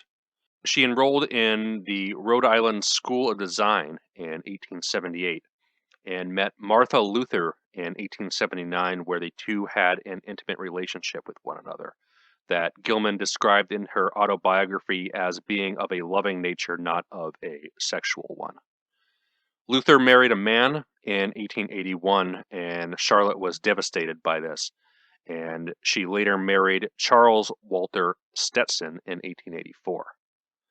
After giving birth to her first daughter, Catherine, she suffers from postpartum depression, and this experience is the basis for her short story, The Yellow Wallpaper, which was written in 1890. It was also, though, that she had visited a doctor who basically prescribed that she should never write or do anything artistic. Right. Because then it was bad for her state of mind or something. Yeah. And so she was almost literally shut up Right, in a room and told not to engage in intellectual activity, right. that this And was good for her. yeah, that's more or less what the story is. I don't know if we'll probably not cover it for this, but it's probably what she's No. best known for Oh, today. definitely. It's studied in all sorts of classes. Yeah, it's more or less a masterpiece of psychological horror. It's really, really creepy and almost completely unlike what we're going to see in Herland, which I thought was an interesting contrast, but I kind of wanted a bit of the horror, creepy stuff in this. But we'll get Or to at that. least adventure. Yeah, right. But we'll get that in a bit. Gilman left her husband in 1888, and she briefly entered into a relationship with Adeline Knapp, who was a journalist and activist. But by 1900, she marries her cousin, Houghton Gilman. She was diagnosed with breast cancer in 1932 and commits suicide in 1935, saying that she chose chloroform over cancer. Despite the fact that she suffered from depression for much of her life, she was an incredibly, incredibly prolific author who wrote until her death, pretty much. Her corpus includes 186 short stories, 9 novellas and novels, 7 dramas, 10 nonfiction books, including Women in Economics, a study of the economic relationship between men and women as a factor in the social evolution, as well as several essays and lectures on a wide variety of topics, but many of them dealing with women's rights. And her autobiography was from 1935, so it's one of those authors where her autobiography really does encapsulate her entire life It was rather the than, year of her death, yeah, so yeah, I guess everything's in there. yep, pretty much. And she did live to age 75, so it's not like she killed herself when she was a young woman. It just seemed like she didn't see any alternative at that point other than a slow, sort of miserable death, so she just made the choice. Yeah, still a bit of a depressing story. Yeah. But I suppose that does come with the territory of some of these authors. So Herland is probably her second most well-known work, at least as regards to fiction goes, behind the yellow wallpaper. It was initially serialized in The Forerunner, which was Gilman's own magazine in 1915, and wasn't republished until 1979. At that point, not only Herland, but her work in general had a massive critical resurgence in feminist studies and other literature studies. So the novel itself, we're introduced to the narrator who tells us that he's writing the story from memory and says that he's not very good at the description, but that he was with this party of 3 men, himself, Van Dyck, and Terry and Jeff. And he doesn't want to tell where this story took place for fear of missionaries coming in and ruining the whole place, but he gives us a sense of who these people are. So Terry is rich and likes exploration. Jeff is a doctor interested in science, and Van Dyck is a sociology type of person. Out of the 3, over the course of the novel, Terry is really the only character with a personality, and his personality is being an obnoxious sexist jerk who constantly gets everybody else in trouble. Yeah. The character of Jeff kind of has like some scientific knowledge about what's around them, and the narrator acts as our window into this world. But Terry is kind of the only person who's fleshed out or has any real personality traits here. So the 3 of them go on this scientific expedition, and they keep hearing rumors about this society of a woman land that's dangerous and deadly. And they see evidence of dye in a river, indicating advanced civilization and textile manufacture and that kind of stuff. So they make a resolution to locate this society and speculate on its nature, and they do some rather sexist jesting with one another, but they scope out the countryside by air in their airplane. At this time, it's not science fiction, but power flight did exist, and while aviation was still in its primitive form, it was a thing by the time that this was published. The country is rather large in size, and there's evidence of cities, and there's clearly a civilization down there. So they find a place to touch down, and they're convinced they're going to be met with somebody. The forests that they land in are composed of hardwood trees that are food bearing, and they encounter a group of girls playing who are named Elidor, Celis, and Alima. And Terry offers them a necklace to try to trick them, but they grab it and they make off with it and run away. So they try to follow them, but they see these impressive botanical gardens and all this elaborate civil engineering, and they encounter this group of women that are waiting for them. And they indicate that they want them to go back with them, but their party wants to go back to the forest where they came from, and they try to push through the women and fail.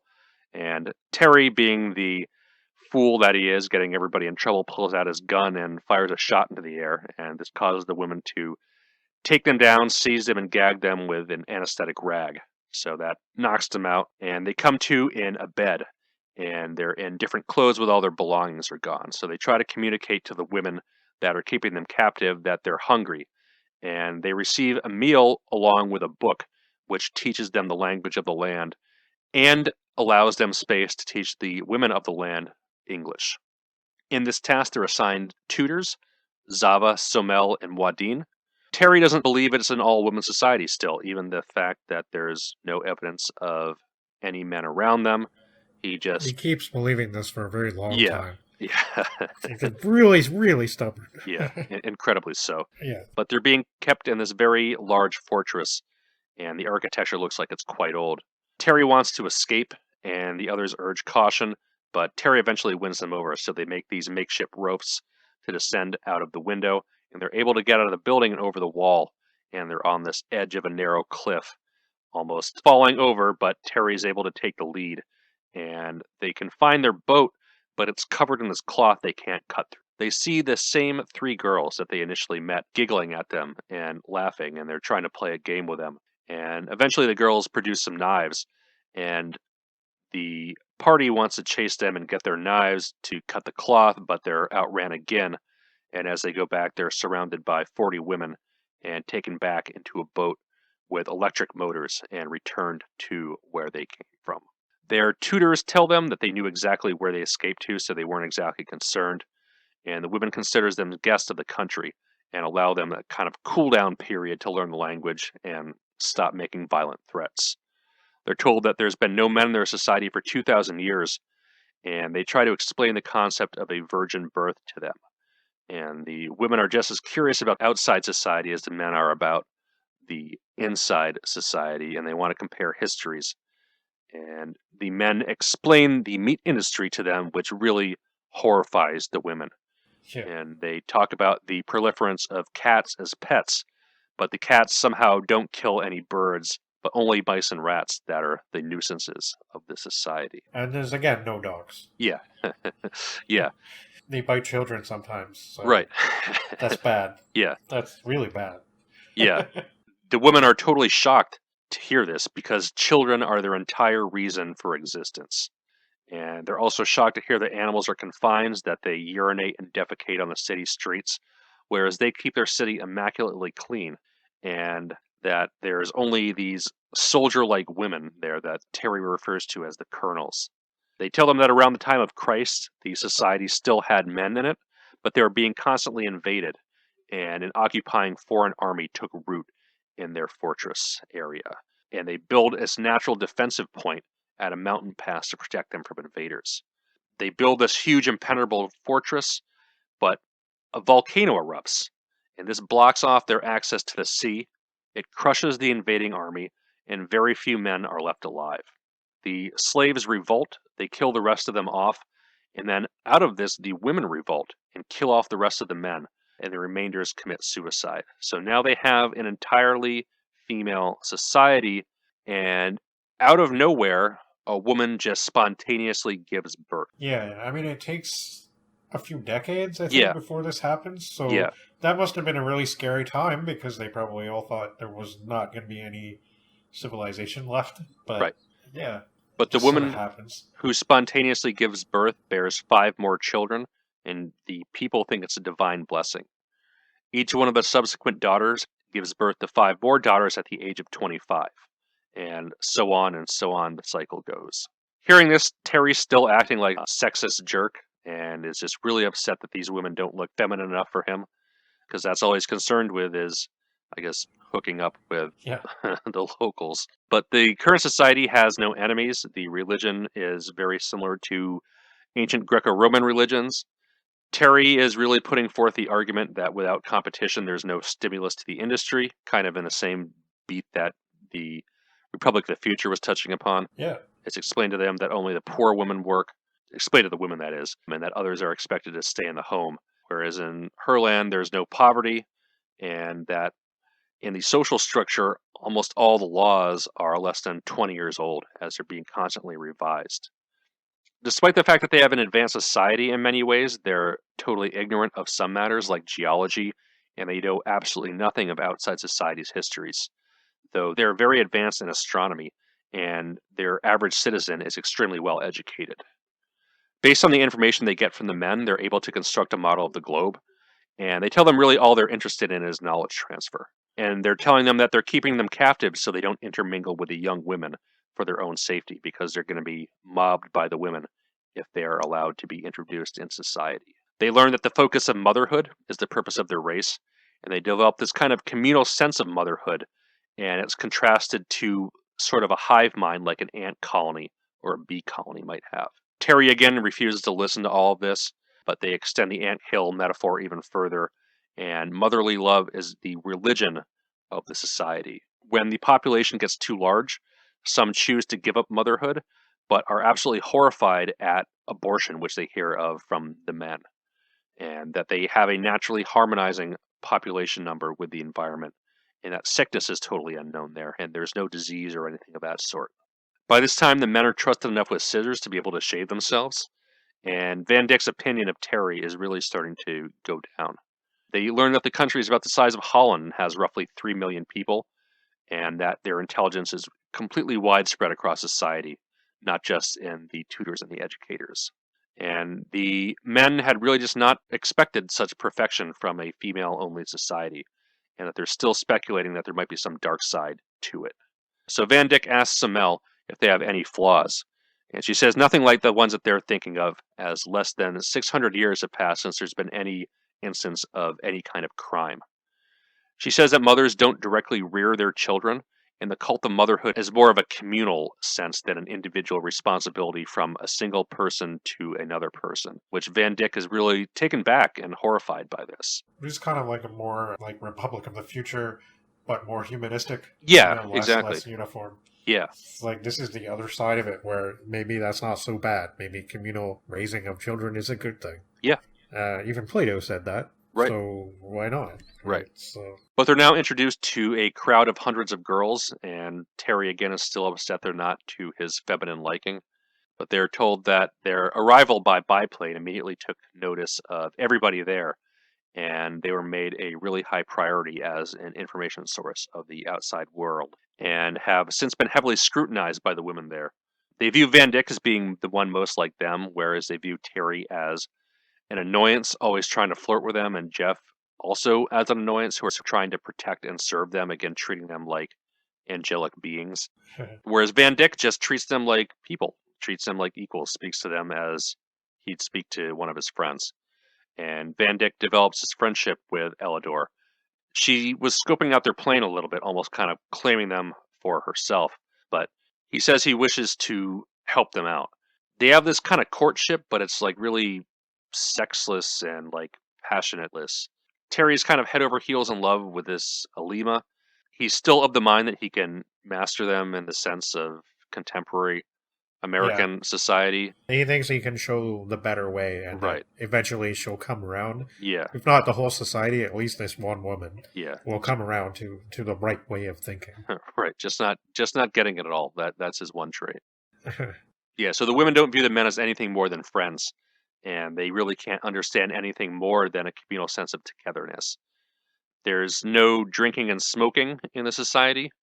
And again, Terry brings up this idea of a struggle needed for life and drama, that everything, when it's perfect, is just so boring.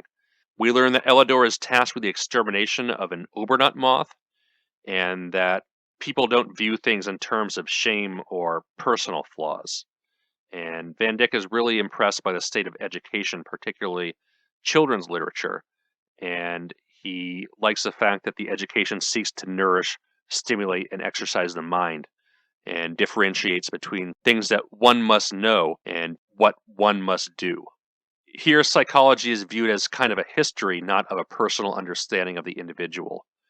And while everything is educational, there's no formal schooling in the sense that we might know formal schooling. The games played by children are continually revised and developed, but it also cuts down on mischief by the bored children. and they're able to instinctually swim before they can walk. In talking with Elidor about religion, she's totally puzzled by the concept of hell and raises the question of evil, and says they don't have bad people because they don't have bad ideas, and they're not interested in the thoughts of the people of the past, only what they can do in the future. There's no punishments in life, no punishments in death, only preventative measures and cures. And they're really puzzled the outside world has kept such an old religion, and explains the Herland religion as a central theory of loving power. There's a kind of innate love, understanding, and everything is in harmony with one another.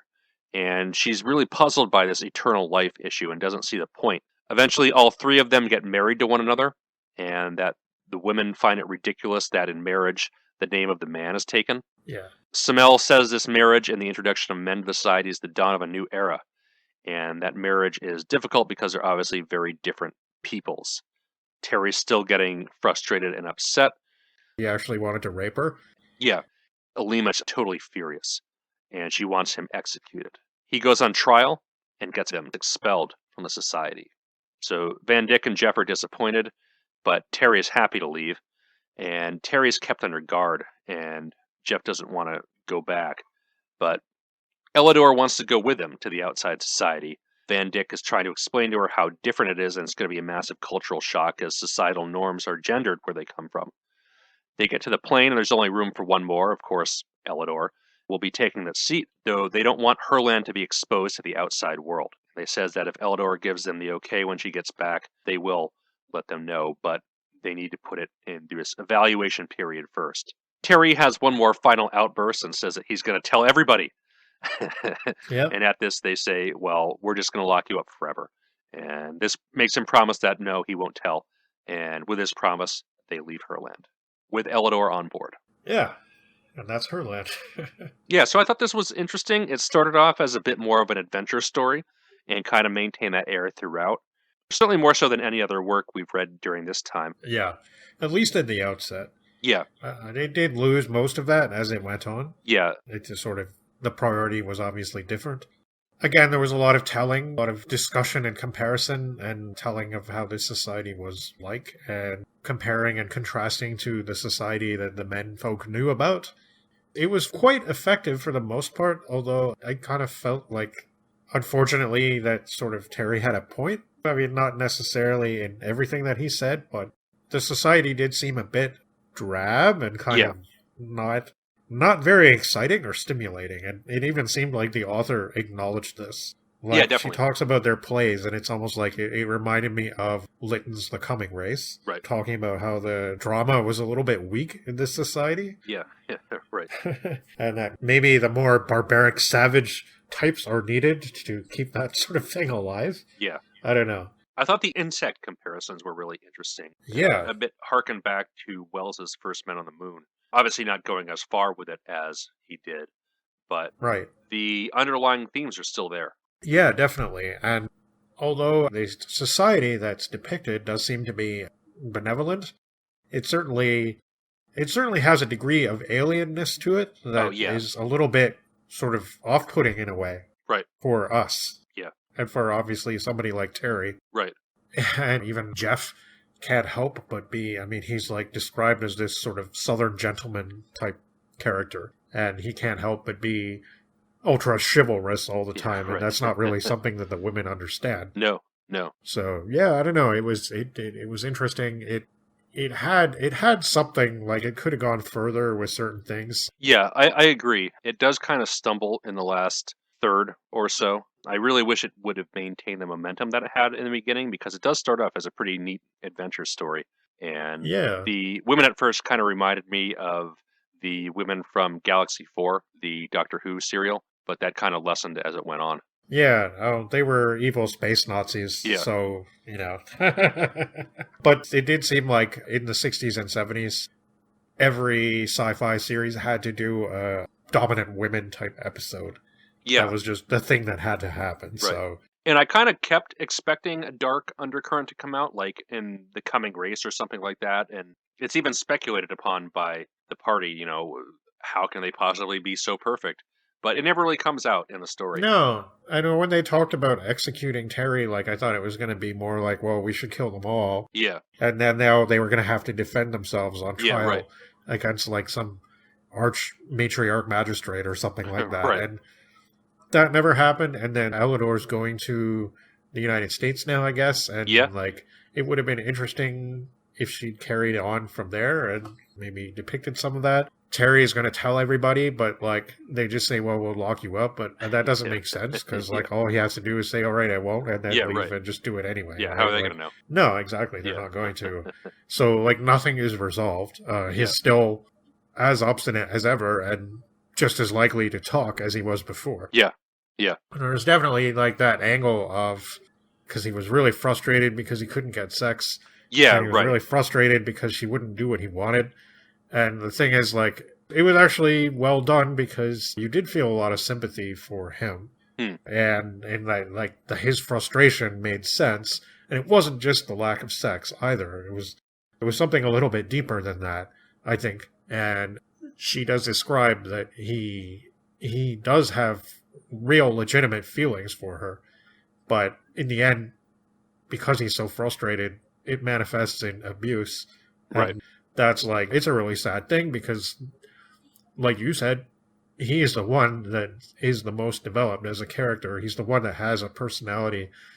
She probably knew people like that. Oh, absolutely. Yeah. And the thing is, like, sometimes somebody being driven to become an abuser has qualities about them that are still admirable and sympathetic. And then, so what do you do? Like, how do you resolve that kind of situation?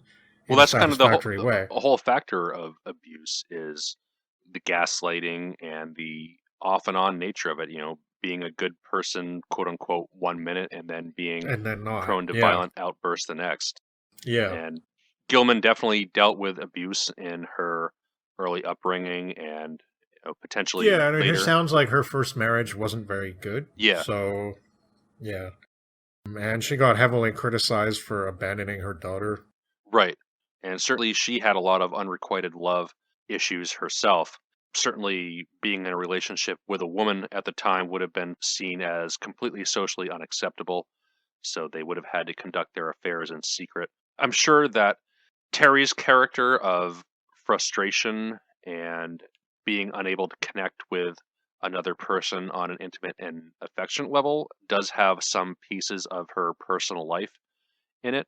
But she kind of juxtaposes it on this like sexist jerk that only knows how to behave in these violent outbursts. And it's a good portrayal, I think. I just wish they would have done more with the story. Yeah, it could have been more plot and less, social description. Right. I think we had a lot of that this episode. A lot of the time we're saying the same thing. But this was one of the longer works. This, along with the Cavendish, was the longest work. So I don't know. I mean, it was very interesting. I guess I didn't really know what to expect from the writer of the Yellow Wallpaper, because I guess she wrote a lot of stuff, but that's the only thing that I knew before now. Yeah, so me too. Yeah. I'm kind of interested in looking at some of those other short stories, maybe not for the podcast, but just in general, to see what else she might have written. And I'm also curious to know, and this may be something that had come up in her essays, how much of a women's temperance fan she was, because again, that seems to be a theme here a little bit. It comes up, it definitely comes up. Yeah. Again, it doesn't seem like puritanical or ultra severe, but it just seems like a natural consequence of feeling perhaps like some of these things were very destructive, especially the way men practiced them, maybe. Sure. Yeah, I mean, it's interesting, and this was a bit right around the time. Like, she would have lived through Prohibition and the beginning of the Great Depression, so all that stuff sort of came to an end by the time she died. People sort of figured, well, we need our vices now more than ever. Right. So yeah, there's a Mae West movie, She Done Him Wrong, which came out around like right after the end of Prohibition, but right before the Hays Code. And so it was an early talkie. Yeah, right. So the movie opens up with everybody in the bar, and drinks are flowing like crazy, and they're like, isn't it so good to have a drink right now? It's like, isn't it great that that's over with? Yeah. Like, all the people that put it into practice were corrupt anyway. That's cool. I gotta watch that. I like the pre-code movies, but Yeah, it's I was watching the show Boardwalk Empire recently, and Mm. that's kind of like going into exposing the hypocrisy of that entire thing, and like especially some of the male politicians and people that got on board and stuff. They were involved in all kinds of shady business, and Yeah, some of them absolutely. were bootleggers themselves Yeah. and stuff like that. So kind of interesting. Yeah, no, that's good casting on that show. Yeah, for sure. Yeah. I don't know. I mean, I had mixed feelings about this one for sure. I listened to the audiobook and I wasn't that crazy about the narration. She did an alright job, but it was just kind of a little bit. I'm not sure. I would have preferred somebody different. Yeah. I can't really explain it any other way than that. Her voice was, I think it was too British sounding, Yeah, maybe. yeah, Maybe an American should have done it. I don't know. Her voice was kind of a little bit not that great to listen to, so I don't know. That didn't help, but it did help in terms of getting through it a little quicker.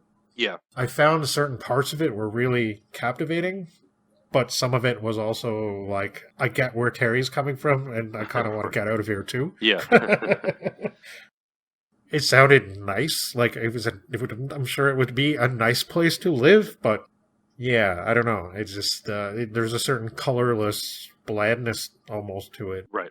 But you can see why she did it like this, and maybe the motherhood thing being so important, I think, was very significant, perhaps on a personal level, Yeah. because she did end up having to leave her first child Right. with the father, and she Yeah. didn't necessarily, I don't think she necessarily wanted to do that.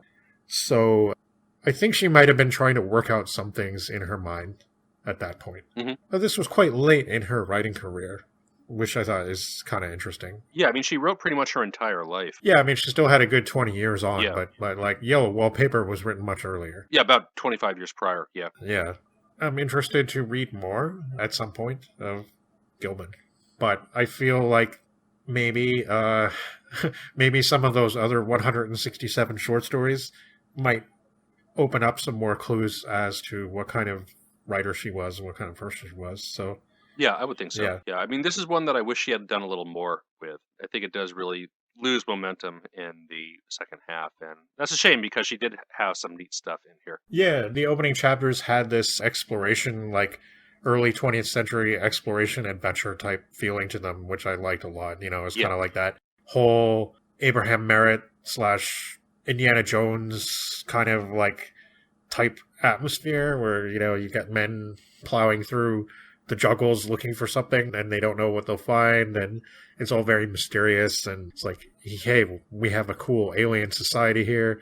We mean alien in terms of alien to us, and that was really good. Again, it's just when it gets into the weeds with describing the society and all this back and forth, and every so often Terry's just sort of interjecting some, that's Right. ridiculous, and that it goes on like that for quite a while.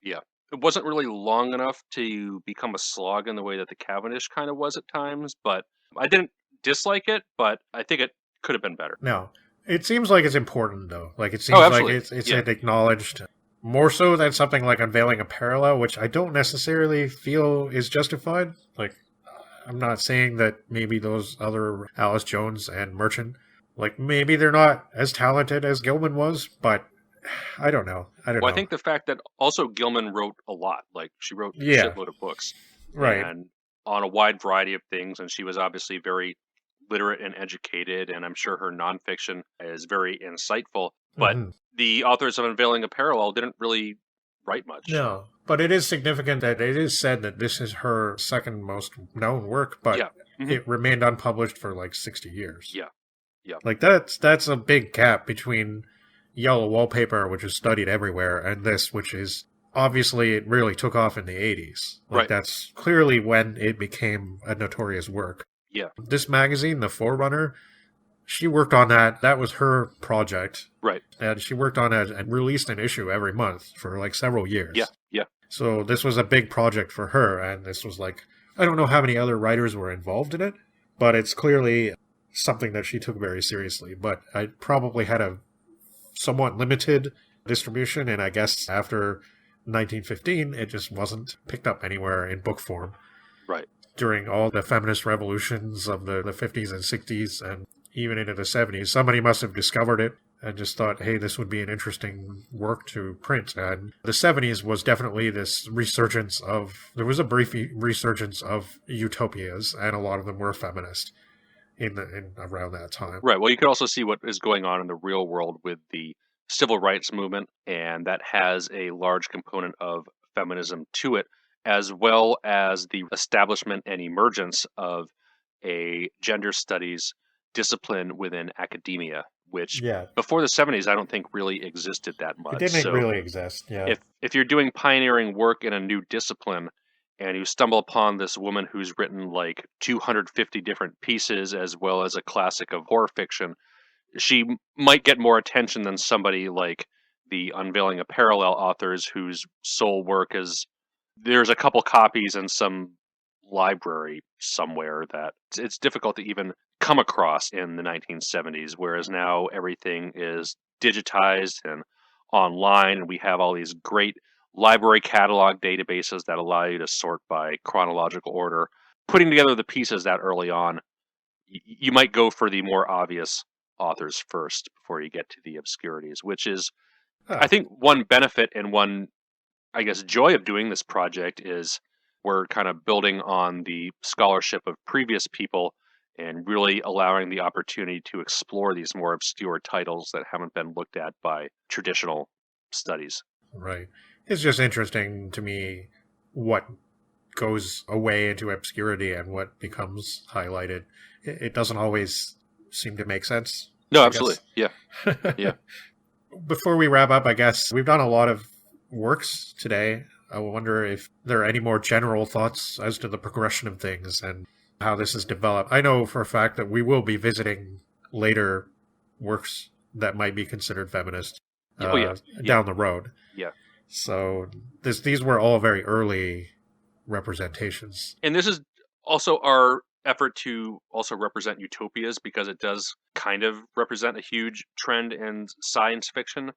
But I think we wanted to tackle utopias that are a little more relatable and relevant to modern society rather than doing like a whole episode on Protestant Reformation utopias or something like Yeah. that, which would be No, we will be covering a wee one at some point fairly soon, or soonish, I guess. yeah, at some point.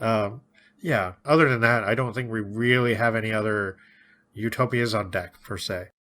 This was kind of difficult to get through in some ways, but it was really necessary. And I did not fail to enjoy all the work. Like, there was some good stuff in here, Yeah, absolutely. and some interesting ideas and speculations, and some inversions that were simplistic, but done in a pointed way that just worked. Like Yeah. man's rights, for Right. instance. Yep, absolutely. Yeah, really forward-thinking stuff that feels very modern and also feels like a product of its time. And I think that's why doing history is just so fascinating because the human experience, as much as it changed, it really does stay the same. So I always ask us when we do a whole bunch of different stuff, but did you have, let's say, 3 works that you would rank as being the best of the ones that I think there were 6 total. Yeah, I think Unveiling a Parallel, Sultana's Dream, and maybe Man's Rights would be my top 3. Yeah, I probably agree with that. I do want to give a mention to Republic of the Future. It's complicated because, yeah, I mean, I find a lot to sort of disagree with it Oh, yeah. on, but Yeah. I feel like she anticipated a lot of cautionary writing about Absolutely. collectivization, about social reform, and stuff like that. And the story was better written than some of these modern Yeah. screeds that you come across on the internet. Right. They're just some guy foaming at the mouth and ranting, Yeah. like, Alex Jones or something. Right. Right. Just like, what is this guy's problem? Like, why Yeah. does he always sound like he's so worked up? Like, But I it's mean, just- even in a work like that, you don't have to agree with the author or what they're trying to say, but it just provides a fascinating historical snapshot. yeah, And I just love looking at it through that lens. for sure. And everything that we covered today was written by a woman. So Yeah. even this reactionary work, you can't just say, oh, that's just a man's view of the time. Yeah. Like this was something that was under the consideration. Mostly, again, people of a higher class of society would have been like writing about this in this way. Right. Even though there were certainly a lot of workers who were concerned about automation and how it was coming in and possibly taking their jobs away and stuff like that. Right. they would be less likely to, they would express their discontent in a different way, let's put it that way. Yeah, and that does come up in Man's Rights, and I get the sense that Annie Denton, Cridge, and Anna Bowman Dowd would not have been friends. No, not at all. No. No. I kind of amuse myself by thinking along those lines with some of the episodes we do. I'm like, well, what if these authors met? Would they get along? Yeah. Like, I remember thinking, what about Jane Webb and Mary Shelley? What would they make of one another? Because they were living around the same time. That would be an interesting pair for sure. Yeah. So I think that just about wraps us up for this time. Then I just want to mention what we'll be covering next time. Yes. So next time, we are going to be leaving the world of what might be possible and entering the world of what people thought was possible. Yes, we will be talking about the science of mesmerism. So we'll be covering a longer work and several short stories. Yep. We will be covering Honoré de Balzac's Ursule Miroulet, and we'll be covering Arthur Conan Doyle's novella, I guess it is, The Parasite. Yes, and this is the first work by him we're going to cover, and I'm really excited about digging in through his stuff. Yeah, because he'll I've come only up read again. one of the Sherlock Holmes novels, but he's good. Yeah, I have read probably about 90% of the Holmes stuff and a few short stories, and none of the other novels. So yeah, this will be interesting for sure. We're also covering 3 very short stories by Edgar Allan Poe. We visited him once before, but it was a hoax narrative, so it's quite different. Mm-hmm. But in some ways not. We're going to be doing The Facts in the Case of Monsieur Valdemar, which is a really good story that I've read before and looking forward to covering that. It would be good. A Mesmeric Revelation, which is kind of almost a companion piece to it, I guess. Poe wrote a lot of tales that were not exactly connected, but are sort of mirror reflections of one another, like The Imp of the Perverse and The Telltale Heart.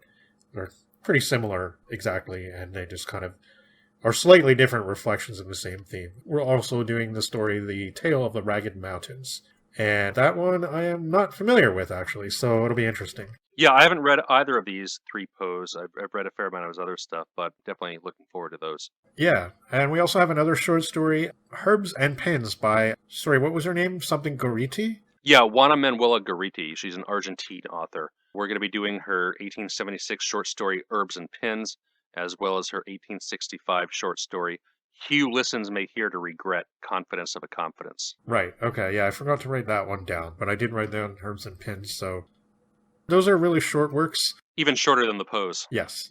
It'll be shorter than this episode, I think. The word count is definitely shorter. Oh, much, yeah. So, but it should be an interesting topic because it's something that's this very mysterious part of 19th century human discovery and medicine and spiritualism all tied together kind of thing. Yeah, widely popular. Yeah, very much so. So from there, we're going to be moving on to some other themes after that are sort of connected. So it's going to be an interesting series of episodes. I'm definitely looking forward to them. Yeah, absolutely. This is going to be a cool bunch. All right. Well, that's all for tonight, I believe. And we enjoyed this sort of perambulation through ideal societies and perhaps not so ideal societies. Yeah. And definitely learned a lot about the history of women fighting for their rights and so forth. Yeah, absolutely. And it's a struggle that's still ongoing. Yeah. You can check us out on Twitter at ChrononautsSF, and you could go to our blog spot where we post translations and more obscure sources, which is at chrononautspodcast.blogspot.com. And we're also on Facebook, Facebook/ChrononautsPodcast. And the Argentine stories will be up for perusal. Yes. I didn't post the short stories yet because I had a lot of other stuff to do for this episode, but next episode should be a little easier to get those up. So we'll have some more stuff for you to read. Yes. All right. So until next time, good night. This is Chrononauts.